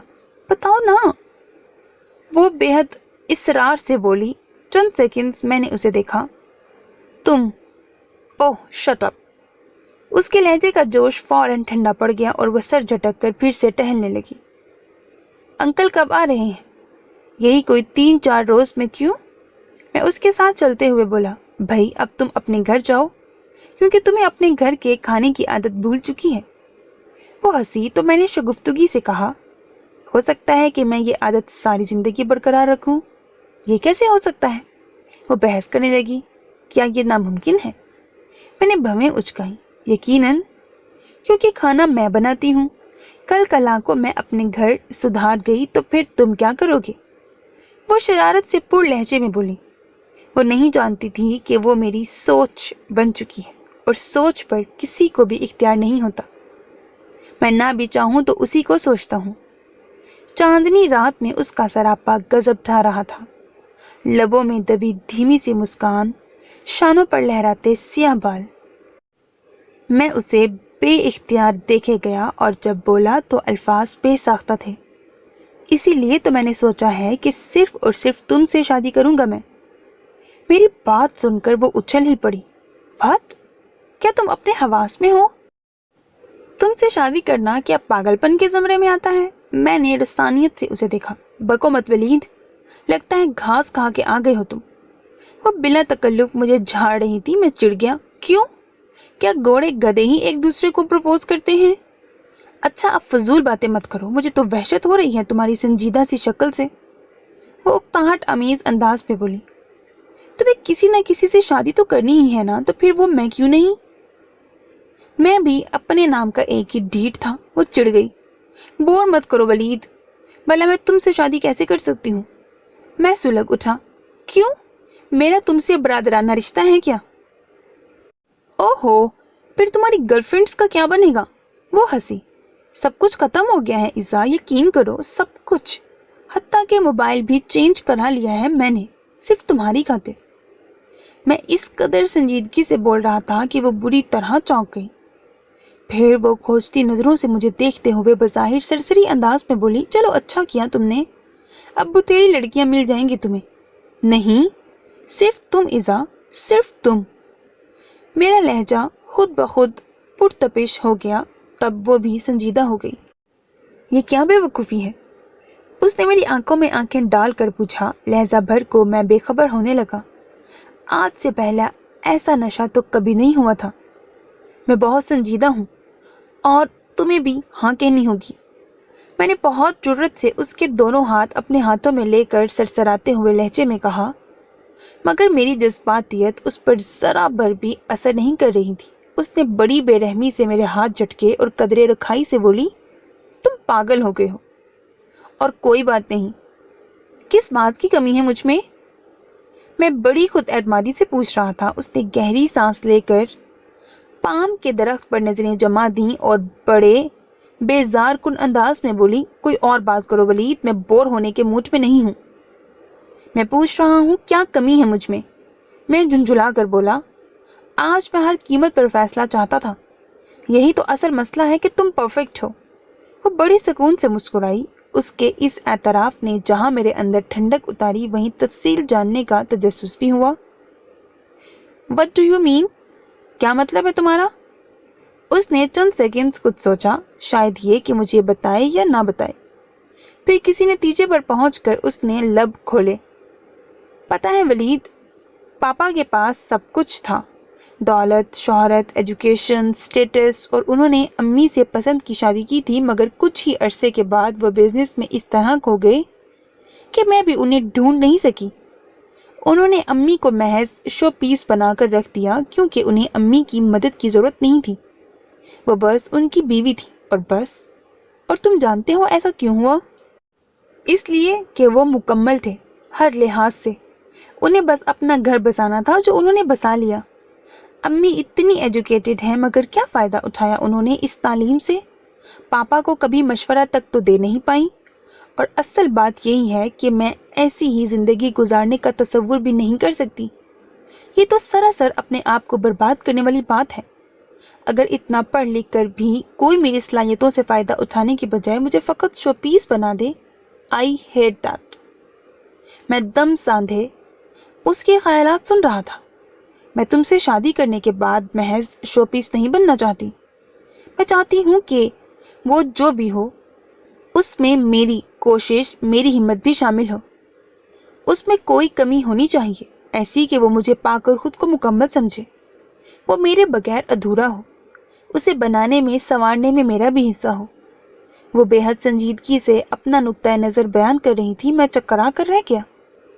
پھپھو نے تو کچھ ذکر تو کیا تھا اس طرح کا، مگر وہ تو کچھ اور ہی ٹھانے بیٹھی تھی۔ گویا تم کسی غریب سے شادی کرو گی، پھر جاب کر کے اس کے حالات سنوارو گی یا اسمگلنگ کرو گی؟ میں نے تپ کر پوچھا۔ وہ میرا مسئلہ ہے، وہ بڑے آرام سے بولی۔ اس کے خیالات شاندار تھے۔ اگر میں غریب ہوتا تو میری موجیں تھیں، مگر اب اس میں میرا کیا قصور تھا کہ میں پرفیکٹ تھا ہر لحاظ سے۔ تم بہت اذیت پسند بلکہ خود پسند ہو۔ تم چاہتی ہو کہ تم جس سے بھی شادی کرو وہ کبھی تمہارے سامنے سر اٹھا کر بات نہ کر سکے۔ تم جیسی لڑکی جو آسائشات میں پلی ہو، وہ اگر کسی کے لیے قربانی دے گی تو ہر وقت وہ اس کی جی حضوری میں لگا رہے گا، بس ہر وقت اسے تمہاری چاپلوسی کرنا ہوگی۔ میں کچھ زیادہ ہی تیکھے اور تپانے والے لہجے میں بول اٹھا تھا۔ اسے واقعی غصہ آ گیا۔ یہ تمہارے دماغ کی کمزور سوچ کا نتیجہ ہے۔ یقین کرو ایزا، آج سے پہلے بلا مبالغہ سینکڑوں ہی کہہ لو لڑکیوں سے میری دوستی رہی ہے، مگر وہ صرف دوستی تھی۔ ان میں سے کسی کے لیے بھی میں نے ایسے جذبات محسوس نہیں کیے تھے جو میں تمہارے لیے محسوس کر رہا ہوں، اور میں نے یہ کبھی کسی سے نہیں کہا، مگر آج زندگی میں پہلی بار تم سے کہہ رہا ہوں کہ میں تمہیں چاہنے لگا ہوں اور تم سے شادی کرنا چاہتا ہوں۔ میری ضد اور ڈٹائی پر وہ تپ گئی۔ ولید، تم اچھی طرح جان چکے ہو اب مجھے، پھر بھی فضول باتیں کر رہے ہو۔ اسی لیے تو کہتا ہوں کہ میری بن جاؤ۔ جتنی توجہ، اہمیت اور پیار تم چاہتی ہو میں وہ سب تمہیں دے سکتا ہوں۔ میری بے باکی پر وہ خون خوار ہو کر مجھے گھورنے لگی۔ خاموش ہو جاؤ ولی، تم حد سے بڑھ رہے ہو۔ اس کا مطلب ہے کہ اب ڈیڈی ہی بات کریں گے؟ میں بے پرواہی سے شانے اچکا کر بولا تو وہ جھلا کر پاؤں پٹکنے لگی۔ سب کچھ تو ہے تمہارے پاس، میرے ہونے یا نہ ہونے سے تمہیں کوئی فرق نہیں پڑتا۔ میں کسی کی کمی کو پورا کرنا چاہتی ہوں اور تم میں کوئی کمی نہیں ہے۔ تو صحیح ایک کمی، میری کوئی بیوی نہیں ہے، میں شرارت سے بولا۔ یاد رکھو، تم سے میں شادی تو کبھی بھی نہیں کروں گی۔ تم میرے بہت اچھے دوست ہو اور بس۔ وہ قطعیت بھرے انداز میں بولی تو میں سلگ اٹھا۔ حد ہوتی ہے خود پرستی کی۔ میرے لب و لہجے میں سختی اتر آئی تو وہ بھی ہتے سے اکھڑ گئی۔ تو پھر تم جہنم میں جاؤ اور بھول جاؤ کہ میں کبھی تم سے شادی کروں گی۔ اس کی باتوں اور بے رخی نے میرے اندر آگ لگا دی تھی۔ یوں لگ رہا تھا جیسے دماغ ابل رہا ہو۔ میں وہاں سے نکلا تو اس کی باتوں نے مجھے اچھا خاصا باغی کیا ہوا تھا۔ اس قدر ریش ڈرائیونگ میں نے کبھی نہیں کی تھی۔ سنسان ہوتے روڈ پر سامنے سے آتے ٹرالر کو دیکھ کر میں نے بے اختیار اور بلا ارادہ ہی گاڑی اس کی سیدھ میں ڈال دی۔ کچھ نہ کچھ تو کم ہوگا نا۔ بہت بے خوف سی لہر میرے دل و دماغ میں دوڑی تھی، اور بس اس کے بعد اتنا بھی موقع نہیں ملا کہ میں اپنے کیے پر پچھتا سکوں۔ بس مجھے ایک زوردار دھماکہ محسوس ہوا اور تکلیف کا بے پناہ احساس۔ اس کے بعد میرا ذہن اتاہ گہرائیوں میں اترتا چلا گیا۔ ہوش کی وادی میں قدم رکھتے ہی میری پہلی نظر واصف بخاری پر پڑی۔ میں نے ادھر ادھر نگاہ دوڑائی۔ کمرہ اس وقت بالکل خالی تھا۔ ویلکم بیک، واصف بہت خوشگواری سے بولا۔ وہ میرا جگری یار بھی تھا اور بہت قابل سرجن بھی۔ تم، اس کا مطلب ہے میں دوزخ میں پہنچایا گیا ہوں؟ میں کراہ کر بولا۔ میں کیا وہاں کا داروغہ ہوں؟ وہ ناراضگی سے بولا۔ مجھے یوں لگ رہا ہے تو نے سر سے پاؤں تک مجھے سیا ہے۔ میں کراہا۔ بچو، شکر کرو کہ بچ گئے ہو، ورنہ ابھی تمہاری ہڈیاں اور کیما الگ کیا جا رہا ہوتا۔ اس نے کچھ چڑ کر اور کچھ خوفناک انداز میں مجھے دہلانے کی کوشش کی۔ یعنی کوئی کمی واقع نہیں ہوئی؟ میں افسردگی سے بولا تو اس نے مشکوک نظروں سے مجھے دیکھا۔ ابے تو کھسک تو نہیں گیا؟ بکو مت، اتنا اچھا ایکسیڈنٹ کیا تھا میں نے، پھر بھی سالم ہوں۔ I am very sad. میں نے بے حد تعصب سے سر جھٹکا تو ماتھے سے پیر کے انگوٹھے تک درد کی لہر دوڑ گئی۔ وہ آنکھیں پھاڑ کر مجھے دیکھنے لگا، پھر میری حالت کا خیال کیے بغیر ہی بلا تکلف شاندار سا مکہ میرے شانے پر رسید کر دیا۔ میں نے ہونٹ بھینچ کر بمشکل درد برداشت کیا۔ اس کا انداز غصیلا تھا۔ شرم کرو، تم واقعی بہت بیوقوف ہو، مرنے کے فراق میں چلے تھے۔ یہ سب تم کہہ سکتے ہو کیونکہ تم میری پرابلم نہیں جانتے۔ میں خلا میں گھورتے ہوئے بے دلی سے بولا، یعنی یہ واقعی تم نے سوچے سمجھے منصوبے کے مطابق کیا ہے؟ میں نے کوئی جواب نہیں دیا۔ وہ میرا بچپن کا دوست تھا اور اب تک یہ دوستی اسی بے تکلفی سے برقرار تھی۔ حالانکہ اسکول کے بعد وہ میڈیکل میں چلا گیا تھا، پھر بھی دلوں میں دوری پیدا نہیں ہوئی تھی۔ صرف ایزا کے متعلق، اپنی بدلتی فیلنگز کے متعلق میں نے اسے کچھ نہیں بتایا تھا، اور بتاتا بھی کیسے کہ مجھے خود اب پتہ چلا تھا۔ لعنت ہے تجھ پہ یار، مرد بچے ہو تم۔ ذرا سی پرابلم کے پیچھے جان دینے سے مردانگی ظاہر نہیں ہوتی، اور شرم کرو، باہر تمہارا پورا خاندان جمع ہے۔ 3 دن کے بعد ہوش میں آئے ہو۔ اتنی گہری چوٹ لگی ہے تمہارے سر میں کہ تم اندھے بھی ہو سکتے تھے۔ سب تمہارے لیے دعاؤں میں مشغول ہیں اور تم اپنے بچ جانے پر نادم اور اپنے ایڈونچر پر خوش ہو رہے ہو۔ وہ حد درجے سنجیدگی اور ناگواری سے بول کر گویا حق کے دوستی ادا کر رہا تھا۔ میں یقیناً اتنے خلوص سے کی گئی تقریر سن کر نادم ہوتا، مگر فی الحال تو میری سوئی ایک ہی جملے پر اٹک گئی تھی۔ میں نے بہت بے تابی سے پوچھا، کیا کہا؟ میں اندھا بھی ہو سکتا تھا؟ میرے خیال میں یہ افسردہ ہونے کی بات ہے، نہ کہ خوش ہونے کی۔ وہ طنزیہ لہجے میں بولا تو میں نے بینڈیج لگا ہاتھ اٹھا کر اس کا ہاتھ پکڑا۔ میں آہستگی سے بول رہا تھا۔ اتنی دیر میں ہی میرا دماغ چکرانے لگا تھا، مگر میں پھر بھی بولنا چاہ رہا تھا تاکہ دوبارہ بے ہوش ہونے سے پہلے واصف کو سب کچھ بتا دوں۔ یو آر رائٹ، لیکن یار، کیا اب میں اندھا نہیں ہو سکتا؟ میں ملتجیانہ انداز میں بولا۔ چند سیکنڈز کو تو وہ بس ہکا بکا مجھے دیکھے گیا، پھر اس کے منہ سے گالیوں کا طوفان امڑ پڑا۔ اب ایک کمینے، ذلیل انسان، تجھے کسی کا احساس نہیں؟ حالت دیکھ اپنی، اور انکل بیچارے پرسوں سے بھوکے بیٹھے ہیں صرف تجھے ہوش میں دیکھنے کے لیے، اور تو؟ اس نے لب بھینچ لیے۔ میں حد درجے شرمسار ہونے لگا۔ وہ بے حد ناراض تھا۔ اب اگر اجازت دو تو میں کچھ کہوں؟ میں نے اپنی پوری طاقت جمع کر کے پوچھا۔ بکو، وہ خفکی سے بولا، مگر پہلے جان بخشی کا وعدہ کرو۔ میں نے شرط رکھی تو اس نے مجھے گھورا۔ اس کا مطلب ہے کچھ چھپایا ہے تو نے مجھ سے؟ وہ گھرایا۔ بس مجھے خود اب پتہ چلا ہے کہ میں نے آہستہ آہستہ اپنی ساری بات بتائی۔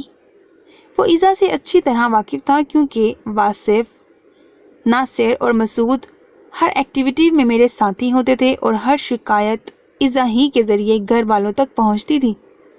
وہ حیرت زدہ تھا۔ اوئے وہ، یعنی ایزا حبیب، وہ ہری مرچ! I don't believe this! یار وہ تو بڑی توپ شے ہے۔ بس تو یہ سمجھ لے کہ اس بار گولہ باری سیدھی میرے دل پر ہوئی ہے۔ میں ٹھنڈی آنکھ بھر کے بولا۔ ویری سیڈ یار۔ وہ ایزا کو اچھی طرح جانتا تھا، مگر اب کیا ہو سکتا ہے یار، میں اپنے مشن کی ناکامی سے خاصا ہرٹ ہوا تھا۔ لیکن مجھے تمہارا طریقہ پسند نہیں آیا، تم کچھ اور بھی کر سکتے تھے۔ وہ خاصی ناگواری کا مظاہرہ کرتے ہوئے بولا۔ اور کیا کر لیتا؟ اٹھا کر لے جاتا اسے کہیں، یا گن پوائنٹ پر نکاح پڑوا لیتا۔ میں چڑ گیا۔ وہ چند لمحوں تک مجھے دیکھتا رہا۔ مان لے کہ تو الو ہے، پھر ایک شاندار سا پلان بتاتا ہوں۔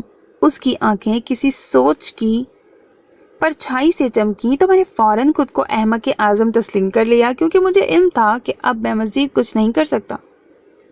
وہ مجھے اپنا پلان بتا چکا تو میں نے بڑے جوش میں اٹھ کر اسے گلے لگانے کی کوشش کی، مگر جسم میں اٹھنے والی ٹیسوں نے سارے جوش و جذبے کو ہوا کر دیا۔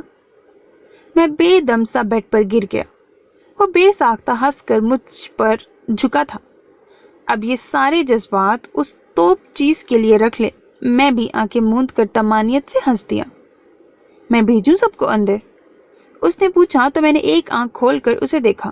ایزا کے علاوہ سب کو بھیج دو، اور اسے ذرا خوب احساس جرم دلاؤ کہ یہ سب کسی ذہنی ٹینشن کا نتیجہ ہے، اور یہ بھی کہہ دینا کہ یہ ایکسیڈنٹ خالصتاً میری مرضی کا نتیجہ ہے۔ وہ ہنستے ہوئے باہر نکلا۔ ڈیڈی جس والہانہ انداز میں مجھ سے ملے تھے اس پر میں شرمسار ہو گیا۔ کتنا بڑا جرم کرنے لگا تھا میں۔ مجھے اپنی نالائکی کا شدت سے احساس ہو رہا تھا۔ انکل اور پھپھو بھی بے حد پریشان تھے۔ پھپھو کے آنسو تو مجھے ہوش میں دیکھ کر بھی نہیں تھم رہے تھے۔ تھوڑی دیر کے بعد واصف اندر آیا۔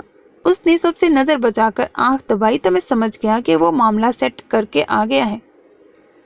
میری تھکن کے پیش نظر اس نے مجھے نیند کا انجیکشن لگا دیا۔ اب باقی معاملہ میں خود دیکھ لیتا ہوں۔ اس نے سرگوشی کی۔ مجھے بچا کے اچھا۔ میں بھی اسی انداز میں بولا۔ چند لمحوں کے بعد میں پھر غافل ہو گیا۔ پھپھو بہت خوش تھی کہ میں ایزا سے شادی کرنا چاہتا ہوں اور ڈیڈی کی تو وہ ویسے بھی لاڈلی تھی۔ انکل بھی باخوشی رضامند ہو گئے اور اس سارے معاملے کو واصف نے ہی ہینڈل کیا تھا۔ پھپھو تو خود ایزا کی فضول ضد سے عاجز تھی۔ کہنے لگی مجھے تو ہر وقت ڈر ہی رہتا ہے کہیں کسی لنگڑے کانے کو پکڑ کر نہ لے آئے۔ 2-4 ماہ ایک اندھے کے ساتھ گزارے گی تو دماغ سیٹ ہو جائے گا۔ میں نے سیب کا ٹکڑا پھپھو کے ہاتھ سے لیتے ہوئے کہا تو سب ہنس دیے۔ جب میں اسپتال سے ڈسچارج ہوا تو آئی اسپیشلسٹ کی رپورٹ میرے ساتھ تھی جس میں مجھے واضح طور پر بلائنڈ قرار دے دیا گیا تھا۔ مجھے گھر آئے پورا ہفتہ ہو چکا تھا۔ پھپھو اور انکل تقریباً روز ہی آتے مگر وہ ایک بار بھی نہیں آئی تھی۔ میں نے غصے میں واصف کو فون کر دیا۔ ابے گدھے، کیا کہا تھا تو نے اس سے کہ وہ پلٹ کے آئی ہی نہیں؟ ذلیل انسان، تو نے خود ہی تو کہا تھا کہ اسے احساس جرم کو ابھاروں۔ میں نے اسے کہا تھا کہ جب تو اس کے گھر سے نکلا تھا تو شدید نروس ٹینشن کا شکار تھا اور یہ بھی کہ تو نے ارادتاً گاڑی ٹھوکی تھی۔ وہ اطمینان سے بولا تو میں سوچ میں پڑ گیا۔ تو پھر وہ آ کیوں نہیں رہی؟ اسے یہی احساس چین نہیں لینے دے رہا ہوگا کہ تو اس کی وجہ سے اندھا ہو گیا ہے۔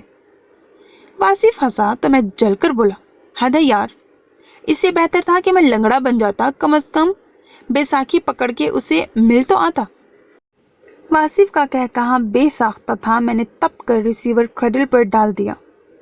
یہ بھی اچھی بات تھی، اندھا بھی میں ہوا اور وہ مجھے دیکھنے بھی نہیں آئی۔ حد ہوتی ہے ظلم کی بھی۔ پھپھو سے علم ہوا کہ واقعی وہ بہت چپ چپ اور گمسم سی ہے۔ میں بہت جھنجھلا رہا تھا۔ پتہ نہیں بات بنتی بھی ہے کہ نہیں، جو کچھ ہم نے پلان بنایا ہے اس کے مطابق ہوتا بھی ہے کہ نہیں۔ آفس جانا تو ویسے بھی ترک ہو چکا تھا۔ ڈیڈی میری حالت پر ہنستے تو میں کھجل سا ہو جاتا، اور پھر جس دن وہ مجھے ملنے آئی مجھے خبر بھی نہیں ہوئی۔ میں لاؤنج میں صوفے سے ٹیک لگائے کارپیٹ پر نیم دراز اپنی پسندیدہ گلوکارہ کی آواز سے لطف اندوز ہو رہا تھا۔ ولید، اس کی حیرت و استعجاب سے بھری آواز میری سماعت سے ٹکرائی تو میں اچھل پڑا۔ بمشکل میں نے اپنے آپ کو ایک دم اسے دیکھنے سے باز رکھا۔ ایک غلطی البتہ یہ ہوئی کہ میں نے کچے چوروں کی طرح فوراً ٹی وی آف کر دیا۔ خدا گواہ ہے میری ایسی حالت کبھی پہلے کسی لڑکی کے انتظار یا ملاقات کے وقت نہیں ہوئی تھی جیسی اس پل ہو رہی تھی۔ وہ بڑی بے تابی سے آگے بڑھی اور گھٹنوں کے بل میرے پاس بیٹھ کر میرے دونوں ہاتھ اپنے نرم ہاتھوں میں جکڑ لیے۔ یہ تم نے کیا کر دیا ولی؟ وہ میرے ہاتھوں پر پیشانی ٹیک کر سسک اٹھی۔ مجھے نہیں یاد تھا کہ کبھی میں نے اسے روتے دیکھا ہو۔ اب اس سچویشن کے متعلق تو میں نے سوچا بھی نہیں تھا۔ میں امتحان میں پڑ گیا۔ میری نگاہ پر میرا قابو نہیں تھا۔ مجھے یہی سمجھ میں نہیں آ رہا تھا کہ آیا اس کو دیکھوں یا ادھر ادھر نظریں دوڑاؤں۔ ابھی نیا نیا اندھا ہوا تھا، اسی لیے ذرا کنفیوژن کا شکار تھا۔ وہی جو قسمت میں لکھا تھا۔ میں نے اپنے لہجے کی خوشگواری کو بمشکل یاسیت میں ڈھالا۔ اس نے چہرہ اٹھایا تو وہ آنسوؤں سے تر تھا۔ میں گڑبڑا گیا۔ میری نظر بلا ارادہ ہی اس کی طرف اٹھ جاتی تھی اور میں خود کو کنٹرول کرنے میں مصروف ہو جاتا تھا۔ میری پوری کوشش تھی کہ میں خلا میں دیکھتا رہوں اور اس کے علاوہ ہر چیز میری توجہ کا مرکز ہو، جو بہرحال میرے لیے خاصا دقت طلب کام ثابت ہو رہا تھا۔ ولید، میرا مر جانے کو جی چاہ رہا ہے۔ میری ہمت نہیں پڑ رہی تھی کہ میں تمہارا سامنا کر سکوں۔ وہ رو رہی تھی۔ میں نے اپنے تئیں بہت افسردہ سی مسکراہٹ ہونٹوں پر پھیلائی۔ اس میں تمہارا کیا قصور؟ نہیں، اس نے شدت سے میری نفی کی۔ اس وقت تم بہت ٹینس تھے اور واصف کہہ رہا تھا کہ تم نے جان بوجھ کر یہ ایکسیڈنٹ کیا ہے۔ اس سے ٹھیک طرح بولا بھی نہیں جا رہا تھا۔ یہ تو خوشی کی بات ہے ایزا، تمہیں پرفیکشن پسند نہیں تھی نا؟ میں بہت سنگ دلی سے بولا تو وہ تڑپ اٹھی۔ خدا کے لیے ولی، تم تو یوں مت کہو، میں نے تمہارے لیے کبھی ایسا نہیں سوچا۔ پاپا اور امی کی طرح تم بھی مجھے ہی مجرم ٹھہرا رہے ہو، اور میں نے یہ تو نہیں کہا تھا کہ تم میرے معیار پر پورا اترنے کے لیے یوں جان کی بازی لگا دو۔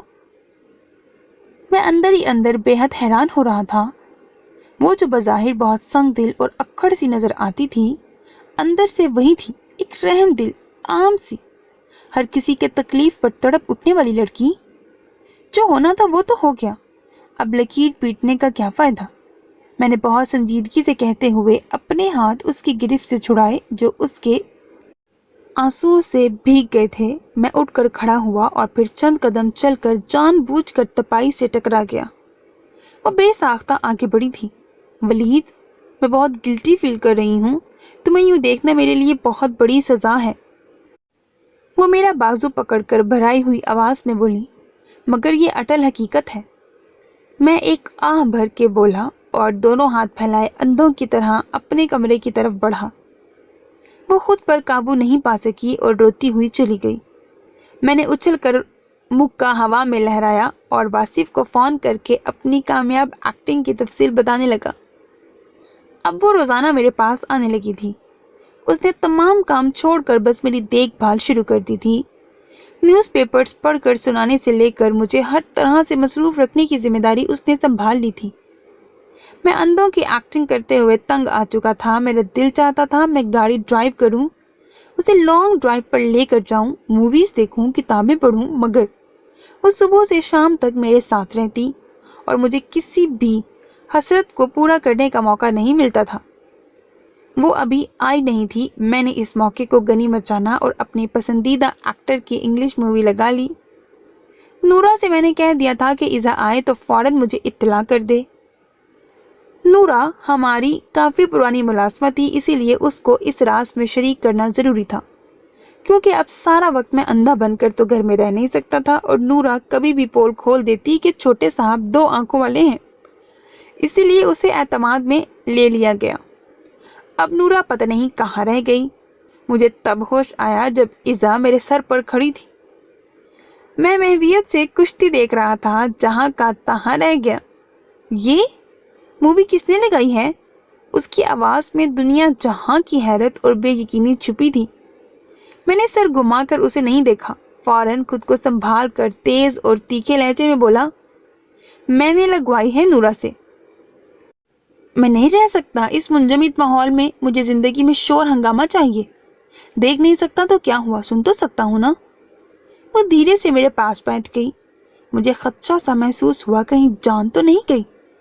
اس نے میرے بازو پر ہاتھ رکھا۔ کتنی ہی دیر خاموشی کے بعد وہ بولی، ولید، کیا تم مجھ سے شادی کرو گے؟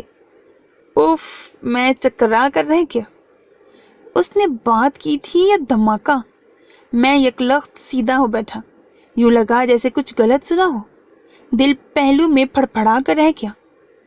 اب یہ سب فضول باتیں ہیں ایزا، میں نے اندر کی خوشی کو بمشکل دبایا اور سپاٹ انداز میں کہا، بلی، مجھے کوئی فرق نہیں پڑتا پہلے اور اب سے۔ وہ بے حد جذباتی انداز میں بولی تو میں 2 ٹوک انداز میں بولا، مگر مجھے یاد پڑتا ہے پہلے جب میں نے یہ بات کی تھی تو تب میں تمہیں سہارا دے سکتا تھا، اب تو مجھے خود سہارے کی ضرورت ہے۔ اندر سے میں ڈر بھی رہا تھا کہ کہیں وہ بدل ہی نہ جائے۔ بلی، پلیز پلیز مجھ سے شادی کر لو، تم ابھی بھی بالکل پرفیکٹ ہو میرے لیے، اور میں تمہاری آنکھیں بنوں گی۔ وہ اسی انداز میں بولی۔ میرا دل سینے میں کبوتر کی طرح چک پھیریاں کھانے لگا۔ یہ بہت مشکل ہے ایزا، بالکل ناممکن، میں بے لچک انداز میں بولا۔ کوئی بات ناممکن نہیں ولید، اور میں نے امی سے بات کر لی ہے، وہ فیصلہ کن انداز میں بولی۔ اس کی نگاہ میرے چہرے پر تھی اور میں بالکل سامنے دیکھنے پر مجبور تھا۔ آنکھوں کی نعمت ہوتے ہوئے اندھے پن کی ایکٹنگ کرنا بڑا مشکل کام تھا، اور میں تو ایکٹنگ میں 0 تھا۔ پتہ نہیں کیسے بھرم قائم تھا، ورنہ ایزا جیسی ذہین لڑکی کو یوں بیوقوف بنانا اور دھوکہ دینا ناممکن تھا۔ معاملہ ہی اس قدر سنگین تھا کہ وہ کنفیوز ہو گئی۔ اوپر سے بڑوں کے رویے نے اسے دماغ پر زور ڈالنے کی مہلت ہی نہیں دی۔ کیا بات کر لی ہے امی سے؟ میں نے آہستگی سے پوچھا تو اس نے میرا ہاتھ دونوں ہاتھوں میں جکڑ کر نرمی سے دبایا اور سر جھکا کر بولی، یہی کہ میں تم سے شادی کروں گی، اور وہ بالکل راضی ہیں۔ وہ یوں شرما رہی تھی جیسے میں اسے دیکھ رہا ہوں، اور واقعی میں دیکھ رہا تھا۔ میں بمشکل خود کو جوشیلا نعرہ لگانے سے باز رکھ سکا، لیکن میں نے جان بوجھ کر اس کا دل توڑنے والی بات کہنا چاہی، مگر وہ میری بات کاٹ گئی۔ دیکھو، اب معاملہ سپریم کورٹ تک پہنچ چکا ہے اور تمہیں اعتراض کرنے کا کوئی حق نہیں۔ اب جج ہی فیصلہ کریں گے۔ خوشی کی لہریں میرے پورے وجود میں دوڑ اٹھی تھیں۔ کتنی آسانی سے وہ میری ہو رہی تھی۔ اب تو یہ سب آسان ہی لگ رہا تھا۔ رات کو میں نے واصف سے فون پر بات کی اور بڑے تفاخر سے اسے سب کچھ بتا دیا۔ اس نے مبارکباد دینے کے بعد کہا، ویسے یار، تو صرف ہمدردی سے مطمئن ہو جائے گا کیا؟ اس کی بات پر میں الجھ گیا۔ مجھے سمجھ نہیں آئی تھی کہ وہ کیا کہہ رہا ہے۔ کیا مطلب؟ مطلب یہ کہ اگر اسے تم سے محبت ہوتی تو جب تم پرفیکٹ تھے تب وہ تمہارا پروپوزل قبول کرتی۔ اب جب کہ مصنوعی ہی صحیح مگر تم اندھے ہو چکے ہو تو اس کا تم سے شادی کرنا محض ہمدردی ہی گنا جائے گا نا؟ اس کی صفاقانہ حد تک سچے تجزیے نے لہجہ بھر کو مجھے چپ کرا دیا۔ یہ سب تو میں نے پچھلے 1 ماہ میں نہیں سوچا تھا، لیکن یار اتنے لوگوں کی شادیاں ہوتی ہیں، ان سب میں پہلے تو محبت نہیں ہوتی۔ کئی تو ایسے ہوتے ہیں جنہوں نے ایک دوسرے کو دیکھا بھی نہیں ہوتا مگر بعد میں ان کی محبت مثالی ہوتی ہے۔ میں نے فوراً خود کو سنبھالا۔ وہ بڑی اوکھی شے ہے، اسے تو غالباً محبت کے ہجے بھی نہیں آتے۔ یاد ہے نا اس کا نظریہ تھا، کسی بھی ایسے شخص سے شادی کرنا جس میں کوئی کمی ہو۔ اب وہ شخص کوئی بھی ہو سکتا تھا۔ اور پھر یہ سوچو کہ جو لڑکی اپنے نظریے کی اس قدر پکی ہے، وہ جب تمہاری اصلیت کو جانے گی تب کیا طوفان اٹھائے گی۔ وہ بہت سنجیدہ تھا، اس کی باتیں مجھے جھنجھلانے لگیں۔ یہ تو ایک پل کی بات ہوتی ہے یار، میں بھی تو ایک لمحے کے حصار میں آ گیا تھا، اسے بھی ہو جائے گی محبت۔ اللہ ایسا ہی کرے، آمین۔ فون میں نے رکھ دیا، مگر اب واقعی میں سوچ میں پڑ گیا تھا۔ یہ تو فطری بات تھی کہ اپنی محبت کے جواب میں مجھے اس سے بھی محبت ہی چاہیے تھی، اور یہ بات صاف ظاہر تھی کہ میں اس کے لیے کوئی بھی تھا۔ وہ صرف اسی لیے میری بن رہی تھی کہ وہ میرا سب کچھ بن سکے اور میں اس کے بغیر کچھ نہ ہوں۔ ہر سو اس کی واہ واہ ہو۔ میں نے سر دونوں ہاتھوں میں تھام لیا۔ یہ باتیں میں نے پہلے کیوں نہیں سوچی؟ واقعی واصف صحیح کہہ رہا تھا، اگر ایزا کو مجھ سے محبت یا لگاؤ ہی ہوتا تو وہ پہلے ہی مجھے قبول کر لیتی۔ اس کا یہ فیصلہ اب تو سراسر اپنا علم بلند کرنے والی بات تھی۔ بے شک میں مصنوعی ہی صحیح مگر دنیا کی نظر میں تو سچ مچ کا اندھا تھا۔ کیا اسے مجھ سے محبت ہو جائے گی یا وہ محض ہمدردی اور ترس ہی کی بھیک دے گی مجھے؟ سوچ سوچ کر میرا سر درد سے پھٹنے لگا۔ شاید وہ احساس جرم میں مبتلا ہو کر راضی ہوئی، مگر اب کیا ہو سکتا تھا؟ ڈیڈی، انکل اور پھپھو سے میں پہلے ہی ساری بات کر چکا تھا، اب انکار کسی طور ممکن نہیں تھا۔ وہ بڑی شان سے رخصت ہو کر آئی تھی میرے لیے۔ اگر سب کچھ وہی ہوتا تو میں بہت خوش تھا، مگر اب بات وہ نہیں رہی تھی۔ میں نے واصف کی باتوں کو گزرے دنوں میں بہت سوچا تھا۔ اگر میں خود کو دھوکے میں رکھ کر نئی زندگی کی شروعات کر دیتا تو خاصے مزے میں رہ سکتا تھا، مگر میں نے بہت غیر جانبداری اور ایمانداری سے اپنا تجزیہ کیا تھا اور فیصلہ ایک ہوا تھا۔ میں محض اس کی ہمدردی نہیں چاہتا تھا، میں خود کو بہت خوش پوز کر رہا تھا، حتیٰ کہ واصف کو بھی اپنے اندر ہونے والی اکھاڑ پچھاڑ میں نے ہوا نہیں لگنے دی تھی۔ میں خود پر بہت حیران بھی ہو رہا تھا۔ کتنا اچھا اداکار بن گیا تھا میں۔ یہ اداکاری ہی تو تھی نہیں کہ میں اپنی تمام تر بے چینی کو اندر دبائے اونچے اونچے کہکہے لگا رہا تھا، اور کسی کو میرے اندر کی خبر نہیں تھی۔ اسے پا لینے کی سرشاری اپنی جگہ تھی، مگر اسے بدگمانی کی دھول धुंधला रही थी, और जब बेडरूम में जाने का वक्त आया तो मुझ पर घबराहट तारी हो गई, जबकि वासिफ हंसे जा रहा था। ओए, ना तो तुझे दिखाई देता है, अंधे कहीं के, तो अंदर जाके क्या करेगा? उसकी बेहुदा गोई पर मैंने मसनूई गुस्से से उसे देखा। जलील इंसान, तेरी ही प्लानिंग थी ये। हाँ, और वो जो मौसूफ टक्करे मारकर ट्रॉलर में से शायद दूध की नहरें निकालने की कोशिश कर रहे थे, वो भी गालिबन मैंने ही प्लान किया था। वो तंजिया अंदाज में चमक कर बोला। इससे तो अच्छा था कि मैं गूंगा, बहरा या लंगड़ा ही बन जाता। इन पर कम से कम देखने की पाबंदी तो नहीं होती ना। मैंने मसनूई आह भरी।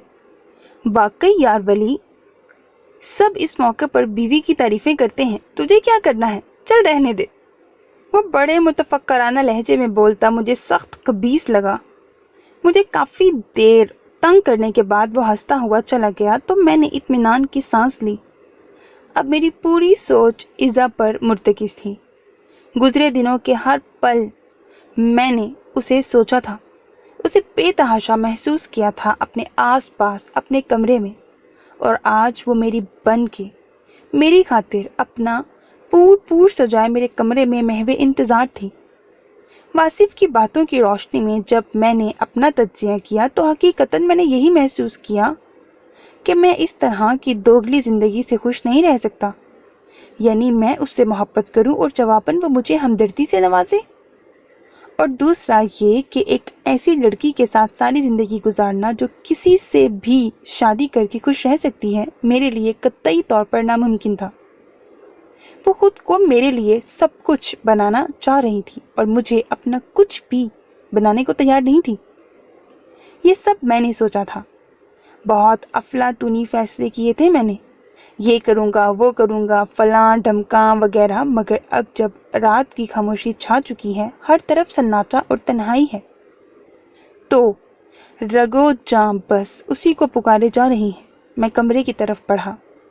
दिमाग ने गिरका, रुक जाओ वलीद हैदर, ये तेरे शयाने शान है ही नहीं। कदम टिटके तो दिल फौरन मदद को लपका। ये मोहब्बत है वलीद हैदर, और मोहब्बत का काम देना होता है, सिर्फ देना। दिमाग तप गया। ये दिल तो सौदाई है, हजारों को रुसवा किया है इसने। नहीं हाँ, नहीं हाँ। दिलो दिमाग की इस बहस में मैं निढाल होने लगा। तब उन दोनों ने अपना मुतफक्का फैसला सुना दिया। ठीक है, आजमा देखो उसे भी, कब तक करेगी हमदर्दी, और फिर अपना दिल जलाना है, कुछ उनको आजमाना है। अब कूद ही पड़े हो इस आग के दरिया में, तो फिर जज्बों की पतवार से मोहब्बत की इस कश्ती को घसीटते हुए उस पार जाने की कोशिश कर ही डालो। हो सकता है राह में और मुसाफिर भी मिल जाए। मैं दरवाजे की चौखट पर खड़ा था। फैसला मिलते ही दिलो दिमाग कुछ पुरसकून से हो गए। मैं मोहतात अंदाज में दरवाज़ा खोलकर अंदर दाखिल हुआ। एक तो अंधों की एक्टिंग करते हुए मुझे शर्म बहुत आती थी। शायद वजह ये थी कि मैं सब कुछ देख सकने के बावजूद अंधा बना हुआ था। वो बेड पर मौजूद नहीं थी। मैं भौंचका कर रह गया। बमुश्किल खुद को इधर उधर नजरें दौड़ाने से बाज रखकर मैं अंदाजन बेड तक पहुंचा। मुझे यूं महसूस हो रहा था जैसे वो कहीं छुप कर मुझे देख रही है, इसीलिए मुफ्त में जायद एक्टिंग करनी पड़ रही थी। इज़ा, मैंने उसे पुकारा मगर कोई रिस्पॉन्स नहीं मिला। मैं झुंझुलाने लगा। अब क्या करता है? उसे एकदम से आवाज़ें तो दे नहीं सकता जब तक बिस्तर पर उसकी मौजूदगी या गैर मौजूदगी का यकीन न कर लेता। मैंने जानबूझकर बिस्तर पर हाथ फेरा। हो सकता है उसे मेरी एक्टिंग पर कोई शक पड़ गया हो। मेरी झुंझुलाहट बढ़ गई। ये सोचकर और गुस्सा आने लगा कि खुदा न ख्वास्ता अगर मैं सचमुच अंधा हो गया होता और वो मेरे साथ यही ड्रामा करती तो फिर मेरा क्या हाल होता। मैंने गुस्से से जूते उतार कर इधर उधर फेंके और बिस्तर पर लेटकर आंखों पर बाजू रख लिया। अपने बाजू पर नरम सी गिरफ्त महसूस करके मैंने बेसाख्ता बाजू परे किया तो मेरी नज़रें उसके शफाफ चेहरे पर जमसी गईं। इतनी कुर्बत का भला मैंने कब सोचा था। बहुत बुरी जगह पर मैं फिसलने वाला था। जल्दी से संभला और उठ बैठा। इज़ा, कहाँ थी तुम? मैंने फौरन नज़रें घुमा ली।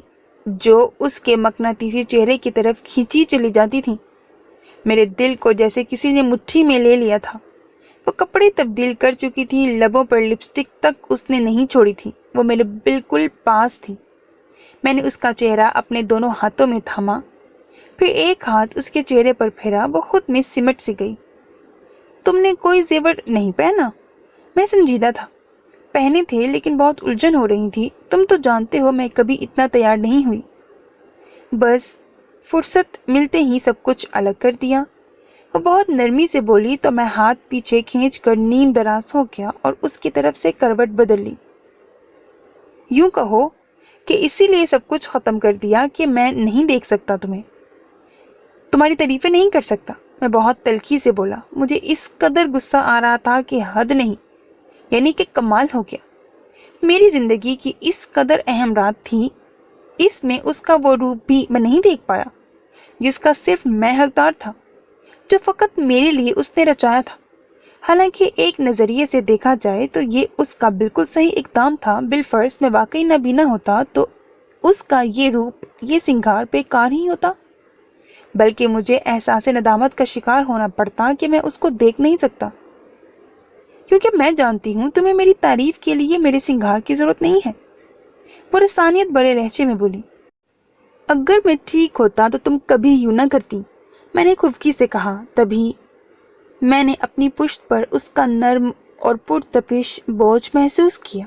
उसने अपना हाथ मेरे बालों में फंसा कर नरमी से झटका दिया और मेरे कान में सरगोशी की। तुम बहुत फजूल बातें कर रहे हो बली। उसके इस कदर कुर्ब से मेरा वजूद सनसना उठा। मैंने जल्दी से करवट बदली तो वो मेरी बाहों में आ गई। अब उसके सटपटाने की बारी थी। अगर मेरे अंधेपन की एक्टिंग को अलग करके देखा जाए तो मेरी जिंदगी इस कदर जबरदस्त और खुशगवार हो गई थी कि बस वो मेरे लिए नशा बनकर रह गई थी। मगर अब इस अदाकारी से मैं तंग आने लगा था। इसकी वजह से मेरा बहुत नुकसान हो रहा था। मेरा हनीमून ट्रिप कैंसिल हो गया था। मैं बस घर में कैद होकर रह गया था। ये तो बड़ी बड़ी बातें थीं। इनके अलावा जो नुकसान था वो ये कि जब वो मुझे बहुत अच्छी लगती या नक्सक से तैयार होती तब मैं बेइख्तियार उसकी तारीफ नहीं कर सकता था, क्योंकि मैं तो अंधा था ना। सबका ख्याल था कि अब तो शादी हो चुकी है, अब इस ड्रामाबाजी को ख़त्म कर देना चाहिए, मगर मैं ऐसा नहीं चाहता था। मैं मालूम करना चाहता था कि वो मुझसे हमदर्दी करती है या उसके दिल में मेरे लिए वाकई जगह है। वासिफ ने उसके बाद मुझसे कोई बात नहीं की थी, मगर मेरे दिल में उसकी उन्हीं बातों की कसक थी, और इस कसक को बढ़ावा तब मिला जब उसका खुद पसंदाना रवैया मेरे सामने आने लगा। ईज़ा की बेस्ट फ्रेंड जरमला आई थी और वो उसके साथ ड्राइंग रूम में बैठी बातों में मगन थी। मैं अंदर आ गया तो ईज़ा ने फौरन उठकर मुझे सोफे पर बिठाया। एक तो उसकी तवज्जो दूसरों के सामने मुझे शर्मसार कर देती थी। और आपका क्या हाल है रमला? मैं खुश दिली से पूछने लगा। बिल्कुल ठीक। आप सुनाए वलीद भाई, आप तो खुश हैं ना? वो हंसी थी। अभी मैं कुछ कहने ही लगा था कि ईज़ा बोल उठी। ये खुश क्यों नहीं होंगे? सुबह से शाम तक मैं उनका ख्याल रखती हूँ, किसी भी किस्म की कोई तकलीफ नहीं होने देती, अखबार पढ़ के सुनाती हूँ, हत्ता कि बुक्स भी। ओ मेरे खुदा! ये ईज़ा थी। मुझे झटका सा लगा। उसकी आवाज़ में सादगी मगर चेहरे पर गमज़दा से तासुरात थे। ये तुम्हारी अजमत है ईज़ा, वरना खूबसूरत पढ़ी लिखी और आसाइशों में पली लड़की के लिए ऐसा फैसला करना नामुमकिन सी बात है। रमला ने फौरन उसको सराहा, फिर मेरी ताईद चाही। क्यों वलीद भाई? हाँ, मैंने गहरी सांस लेकर कहा। ये तो ईज़ा का एहसान है मुझ पर। मेरा ख्याल था कि वो इस जुमले पर रिएक्ट करेगी, मगर वो ऐसे खामोश थी जैसे मेरी बात, मेरी सोच ठीक हो। और उसके बाद मैं उसकी हर बात नोट करने लगा। वो ऐसे बात कर रही थी जैसे उसके बगैर मैं कुछ भी नहीं हूँ, और वो मुझे ना अपनाती तो मेरा पता नहीं क्या बनता। तो क्या वासिफ वाकई सच कह रहा था? मेरे दिल को जैसे कोई धीरे धीरे कुचल रहा था। वो कह रही थी, इनकी खातिर तो मैं अम्मी की तरफ भी नहीं जाती अब, और घर में है ही कौन उनकी देखभाल के लिए? اس کی آواز اور لہجہ بالکل عام سا تھا، اصل تاثرات تو اس کے چہرے پر تھے، شاید اس لیے کہ میں اس کی دانست میں اندھا تھا۔ رملہ نے کچھ بولے بغیر ہمدردی سے اسے دیکھتے ہوئے تعصب سے سر ہلا دیا۔ سب لوگ تمہاری تعریفیں کرتے ہیں۔ خیر، یہ تو میں نے کبھی نہیں چاہا۔ یہ میرا فرض ہے کہ میں ولید کی ہر طرح سے دیکھ بھال کروں۔ وہ چمکتے چہرے کے ساتھ بہت نرمی سے بولی۔ میرے اندر حبس بڑھنے لگا، گھٹن حد سے زیادہ محسوس ہوئی تو میں اٹھ گیا۔ یہ کیا ہو گیا؟ ایزا ایسی تو نہیں تھی، اور پھر میں تو اس کا دوست تھا اور اب شوہر ہوں۔ وہ کیوں ایسا کر رہی ہے؟ سب کو اس نے بتا رکھا تھا کہ وہ میرا کتنا خیال رکھتی ہے۔ یہ خود نمائی، خود پسندی نہیں تو اور کیا تھی؟ تو کیا وہ مجھ سے صرف ہمدردی کی بنا پر؟ اور میری وارفنگیاں، کیا وہ پتھر میں جونک لگانے کو کافی نہیں؟ میں باتھ روم سے نکل کر بستر پر آیا۔ کنکھیوں سے میں نے دیکھا وہ سنگل صوفے پر بیٹھی کسی میگزین میں مگن تھی۔ 10 بج رہے تھے۔ میں بستر پر نیم دراز ہو گیا۔ ایزا، کہاں ہو؟ میں نے حسب معمول آنکھیں موندے ہوئے پوچھا۔ ہاں، یہی ہوں، وہ بے توجہی سے بولی تھی۔ اب آ بھی جاؤ یار، مجھے نیند آ رہی ہے۔ تم سو جاؤ، میں ذرا وارڈروب سیٹ کر رہی ہوں۔ اس کے جواب پر میرا دماغ گم گیا۔ میں نے بے ساختہ آنکھیں کھول کر دیکھا، وہ بدستور میگزین میں گم تھی۔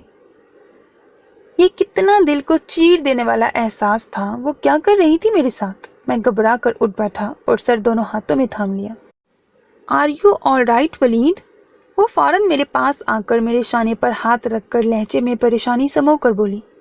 میرا دل چاہا اس کا ہاتھ جھٹک دوں، مگر میں نے ایسا نہیں کیا۔ میں ابھی اس کا اصل روپ دیکھنا چاہتا تھا۔ اس کے بعد میں ایسا فیصلہ کرتا کہ وہ خود بھی کانپ کر رہ جاتی۔ ٹھیک ہوں، تم جا کر وارڈروب سیٹ کرو، میں سرد و سپاٹ لہجے میں بولا۔ میرا خیال تھا کہ وہ چپ رہ جائے گی، مگر وہ بڑے دل ربانہ انداز میں میرے شانے پر تھوڑی ٹکا کر بولی، وہ تو ہو گیا، باقی صبح کر لوں گی، ابھی تو روٹے ساجن کو منانا ہے۔ اگر نارمل حالات ہوتے تو اس کے اس اظہار پر میں شاید پاگل ہی ہو اٹھتا، اسے اتنا پیار کرتا کہ اس کا تن من سیراب کر دیتا، مگر اب اس کے یہ الفاظ مجھے اپنا مذاق اڑاتے محسوس ہو رہے تھے۔ میرے دل میں شور سمجھ گیا تھا، اس قدر بے قدری اور بے وقتی۔ تم ابھی جا کر اپنا کام ختم کرو، میں سوؤں گا اب۔ میری اکتاہٹ اور بیزاری بھانپ کر اس نے مزید پیش قدمی نہیں کی اور بڑی بے پرواہی سے شانے اچکا کر اٹھ کھڑی ہوئی۔ اس نے تو مجھے شاید بھکاری سمجھ لیا تھا۔ جب فیاضی کا موڈ ہوا بھیک دے دی، جب جی چاہا دھتکار دیا۔ میری حیرت اور دکھ کا احساس ختم ہونے کا نام ہی نہیں لے رہا تھا۔ میں نے سلگتے ذہن اور تپتی آنکھوں سے اس کی طرف دیکھا۔ وہ بہت بے پرواہی سے دوبارہ اپنی مصروفیت میں مگن ہو چکی تھی۔ اس کے کئی روپ لمحہ بھر میں میری نظروں کے آگے گھوم گئے، مگر کوئی بھی ایسا روپ تو نہیں تھا اس قدر دل کو دکانے والا، رگوں میں اذیت بھر دینے والا۔ رات بھر میں سوئی جاگی کیفیت میں رہا۔ وہ مجھے زمانے بھر کی اذیتیں سونپ کر مزے سے سو رہی تھی۔ یہ اس طرح بے رخی سے منہ موڑ کے سونے کی راتیں تو نہیں تھیں، اور ابھی تو بمشکل 1 ماہ ہی ہوا تھا۔ میں نے گیلے بالوں میں ہیئر برش پھیرتے ہوئے اس سے شرٹ مانگی۔ پینٹ اور بنیان میں پہن چکا تھا۔ اس نے اطمینان سے وارڈروب میں سے پنک لائننگ والی شرٹ نکال کر مجھے لا تھمائی۔ یہ میری ناپسندیدہ ترین شرٹ تھی اور یہ بات اسے اچھی طرح معلوم تھی۔ میری پینٹ کون سے کلر کی ہے؟ میں نے جان بوجھ کر پوچھا۔ اب صاف تو نہیں کہہ سکتا تھا کہ یہ پنک شرٹ میں نہیں پہنوں گا۔ Dark brown. وہ دل جمی سے اپنے کپڑے پریس کرتے ہوئے سرسری انداز میں بولی۔ تو پھر تم نے شرٹ براؤن لائننگ والی نکالی ہے نا؟ میں نے پوچھا تو اس نے ایک نظر میری طرف ڈال کر اکتاہٹ امیز انداز میں سر ہلایا، پھر تن فن سے بولی، ہاں وہی ہے، براؤن لائننگ والی۔ میں سن بیٹھا رہ گیا۔ یہ کیا کھیل وہ میرے ساتھ کھیلنے جا رہی تھی؟ اس قدر خود غرضی؟ اس دن میں نے سنجیدگی سے اس کی حرکتوں کا تجزیہ کیا تو اندازہ لگایا واصف بالکل ٹھیک کہہ رہا تھا۔ اسے محبت کے ہجے بھی نہیں معلوم، اسے بس کسی کی لاٹھی بننے کا شوق تھا اور سرکل میں خود کو منوانے اور اپنی واہ واہ کروانے کا شوق تھا۔ میں اس کے لیے محض ایک शोहरत और मकबूलियत हासिल करने का जरिया था, और बस मेरा दिल बिल्कुल खाली हो गया था। उसके लिए मेरे दिल में ना तो मोहब्बत रही थी और ना ही नफरत। ये सब मेरा कसूर था। मैं शुरू दिन से उसके नज़रिए से वाकिफ था। इसके बावजूद मैं इस आग में कूद पड़ा था। वासिफ ने मुझे अच्छी तरह खबरदार कर दिया था कि इस जज्बाती इक़दाम के बाद मेरे साथ क्या होगा, मगर मैं तो बस उस एक पल के हसार में घिरा उसको पाने की तगदो में मसरूफ़ था। जब हम किसी हादसे का शिकार होते हैं या किसी दुख के हसार में हों और हमें इल्म हो कि आज दुख है कल सुख होगा, उससे ज़िंदगी गुजारना आसान हो जाती है। इसी आस में दुख का एहसास कम हो जाता है, मगर जब इल्म हो जाए कि हमेशा इसी दुख, इसी हादसे के नतीजे को भुगतना है, यही हमारा नसीब है, तो फिर एक एक सांस भारी लगने लगती है। ज़िंदगी घसीट कर गुजारनी पड़ती है। हर दिन इस कदर यकसानियत लिए हुए होता है कि ज़िंदगी के गुजारने का एहसास ही नहीं होता। और ज़िंदगी तो थ्रिल का नाम है, हलचल का नाम है। और फिर मेरे जैसा शख्स जिसने कभी निचला बैठना सीखा ही ना हो, उसके लिए ज़िंदगी का ये रुख बहुत भयानक था। और ये शायद मुझ पर कुदरत का करम रहा था कि आज तक मेरा वास्ता जिन लोगों से पड़ता रहा था वो दोगले नहीं थे। मेरा हल्का अहबाब बेहद अच्छे लोगों पर मुश्तमिल था। शायद किस्मत की यावरी यहीं तक थी। किस कदर तकलीफ दे एहसास था कि उसकी नज़र में मेरी कोई कदर व कीमत नहीं है। मैं उसे बिला इरादा और बेइख्तियार चाहता था, और वो महज अपने नज़रिए को पूरा कर रही थी, अपनी ज़िद निभा रही थी। मैं अगर चाहता तो शादी वाले रोज़ ही उसे अपने ड्रामे से मुतल्लिक बता सकता था, मगर मैं सिर्फ ये चाहता था कि वो रोए पछताए। मगर अब मैं पछता रहा था। उसने तो फ्रेंडशिप तक का ख्याल नहीं किया था। वो मुझे अपना दोस्त कहती थी, मगर अब तो मुझ पर सब कुछ वाज़िह हो गया था। वो सिर्फ खुद को अजीम बनाना चाहती थी, और ये मेरी बेवकूफ़ी थी कि मैं लाइल्मी में ही सही मगर उसका साथ दे रहा था। मैं बचपन से उसे जानता था, और मेरा उसके मुतल्लिक ख्याल यही था कि वो तमाम तरजीद और अकड़ के बावजूद एक अच्छी लड़की और बेहतरीन दोस्त है। मगर बाज़ औक़ात हम फ़ैसला करने में बहुत जल्दबाजी और उजलत से काम लेते हैं। मैं हमेशा से जल्दबाज और जज्बाती ही रहा था। अब मैं सोचता था तो मुझे अफसोस होता था कि मैं तो उसे जानता ही नहीं था। उसने अपना जो रुख मेरे सामने रखा था वो एक कज़न, एक दोस्त था। ये मेरी गलती थी कि मैंने उसे जांचे बगैर उसकी शक्ल सूरत को जमा करके अपने अंदाजे से ज़र्ब दी और उसकी शख्सियत निकाल ली। उसकी असल शख्सियत तो वक्त और तजर्बे ने मुझे दिखाई थी। मैं इस कदर भरा हुआ था कि अब ज़रा सी ठेस लगने की देर थी। पिछला एक हफ्ता मैंने इस कदर सोच कर गुजारा था कि मैं खुद पागल हो जाने के खौफ से घबरा उठा। मेरे असाब इस कदर कशीदा और दिमागी हालत इस कदर मुंतशिर थी कि मुझे खौफ आने लगा था कहीं मैं इसी हालत में कोई जज्बाती और संगीन फैसला न कर दूं। और वो बिल्कुल मुतमईन और खुशबाश थी, हमेशा की तरह। एक हफ्ते से मैं इस तरह उसकी तरफ से मुकम्मल बेएतनाई और बेपरवाही बरत रहा था, मगर उसे कोई एहसास नहीं था। और आज पूरे एक हफ्ते के बाद मैंने उसे पुकारा था। इज़ा। वो फ्लोर कुशन पर नीम दराज फैशन मैगजीन में मगन थी और मैं सामने सोफे पर बैठा था। अभी थोड़ी देर पहले पुप्पो और अंकल होकर गए थे और डैडी के साथ लंबी मीटिंग हुई थी। मजमूई तौर पर आज का दिन अच्छा गुजरा था।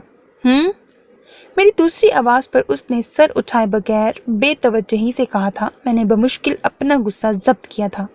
इज़ा, मैं तुम्हें बुला रहा हूँ। यही हूँ ना मैं, बोलो क्या बात है।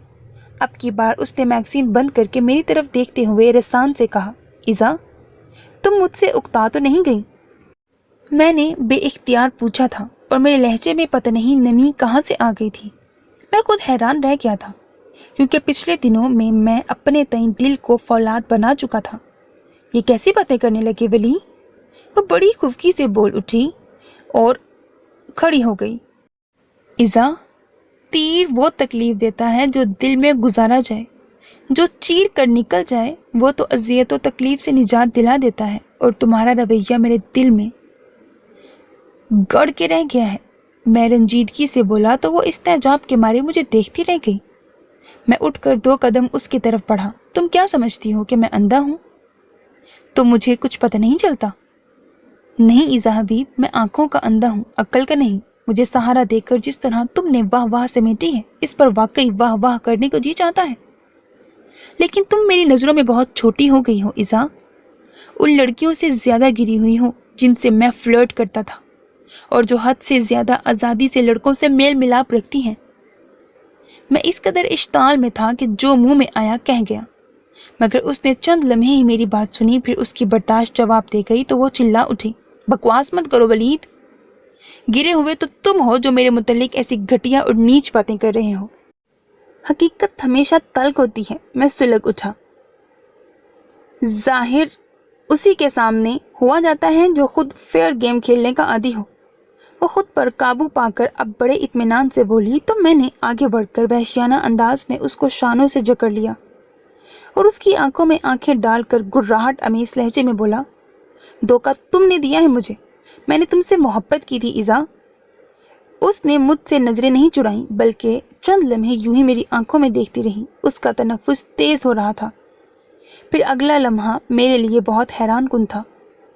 مجھے دوسروں کو تڑپانے میں کمال رکھتی تھی، اپنے ہاتھوں میں منہ چھپا کر رو دی۔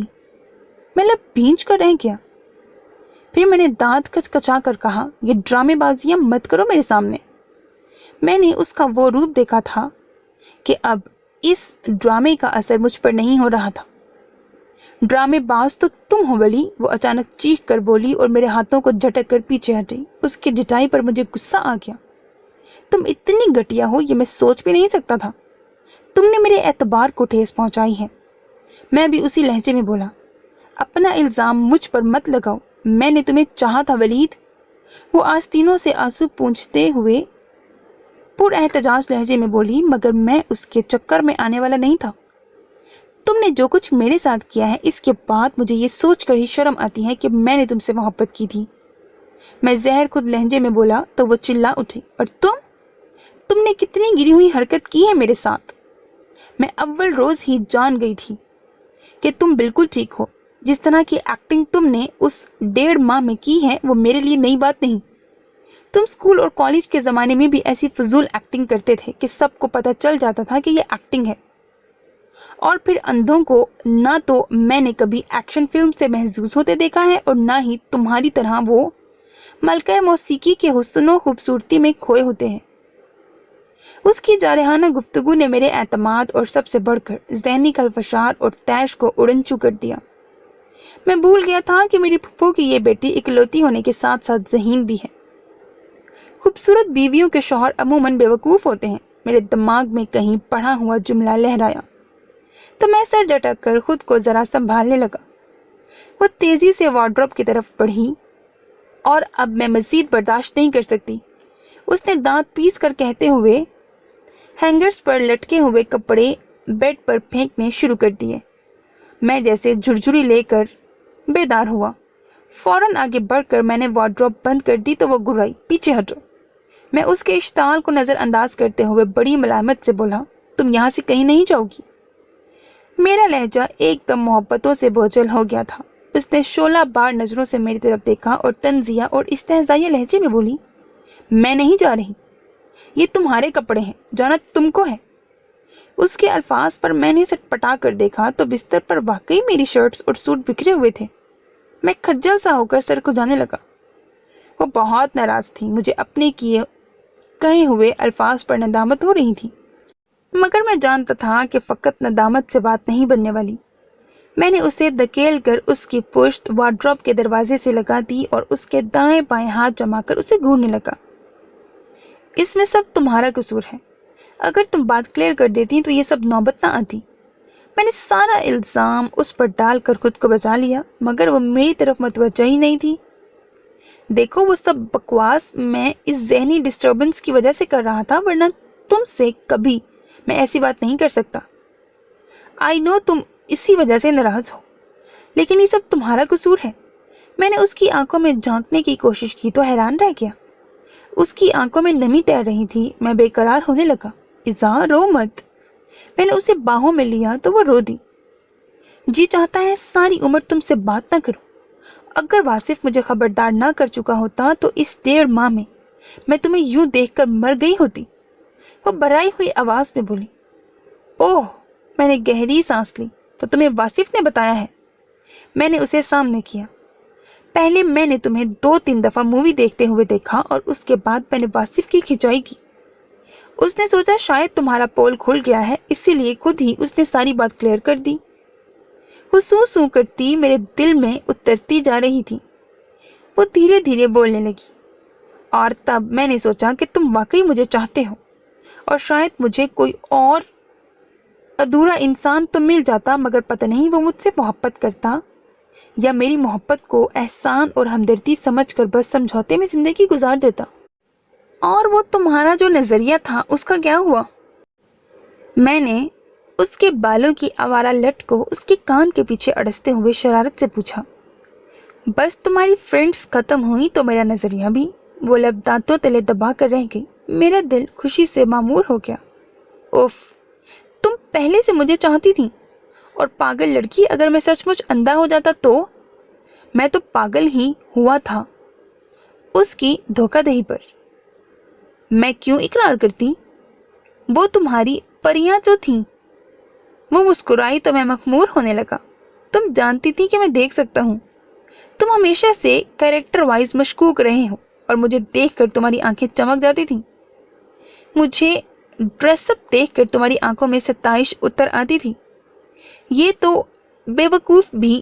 وہ اپنا جملہ ادھورا چھوڑ کر ہنسی تو میں نے مسکراہٹ دباتے ہوئے جھک کر اس کی آنکھوں میں جھانکا. تو میری آنکھیں تمہیں دیکھ کر چمکتی ہیں.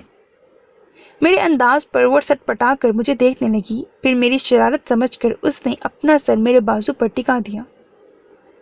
میرے دل میں اطمینان کی لہریں دوڑ گئیں. میں نے نرمی سے اس کے بالوں کو سہلایا اور بہت سنجیدگی سے بولا، میں تم سے ایکسکیوز نہیں کروں گا ایزا، کیونکہ میں نے غصے میں ہی صحیح مگر جو الفاظ استعمال کیے ہیں وہ یوں زبانی کلامی معافی کے قابل ہی نہیں. اس کے لیے تو مجھے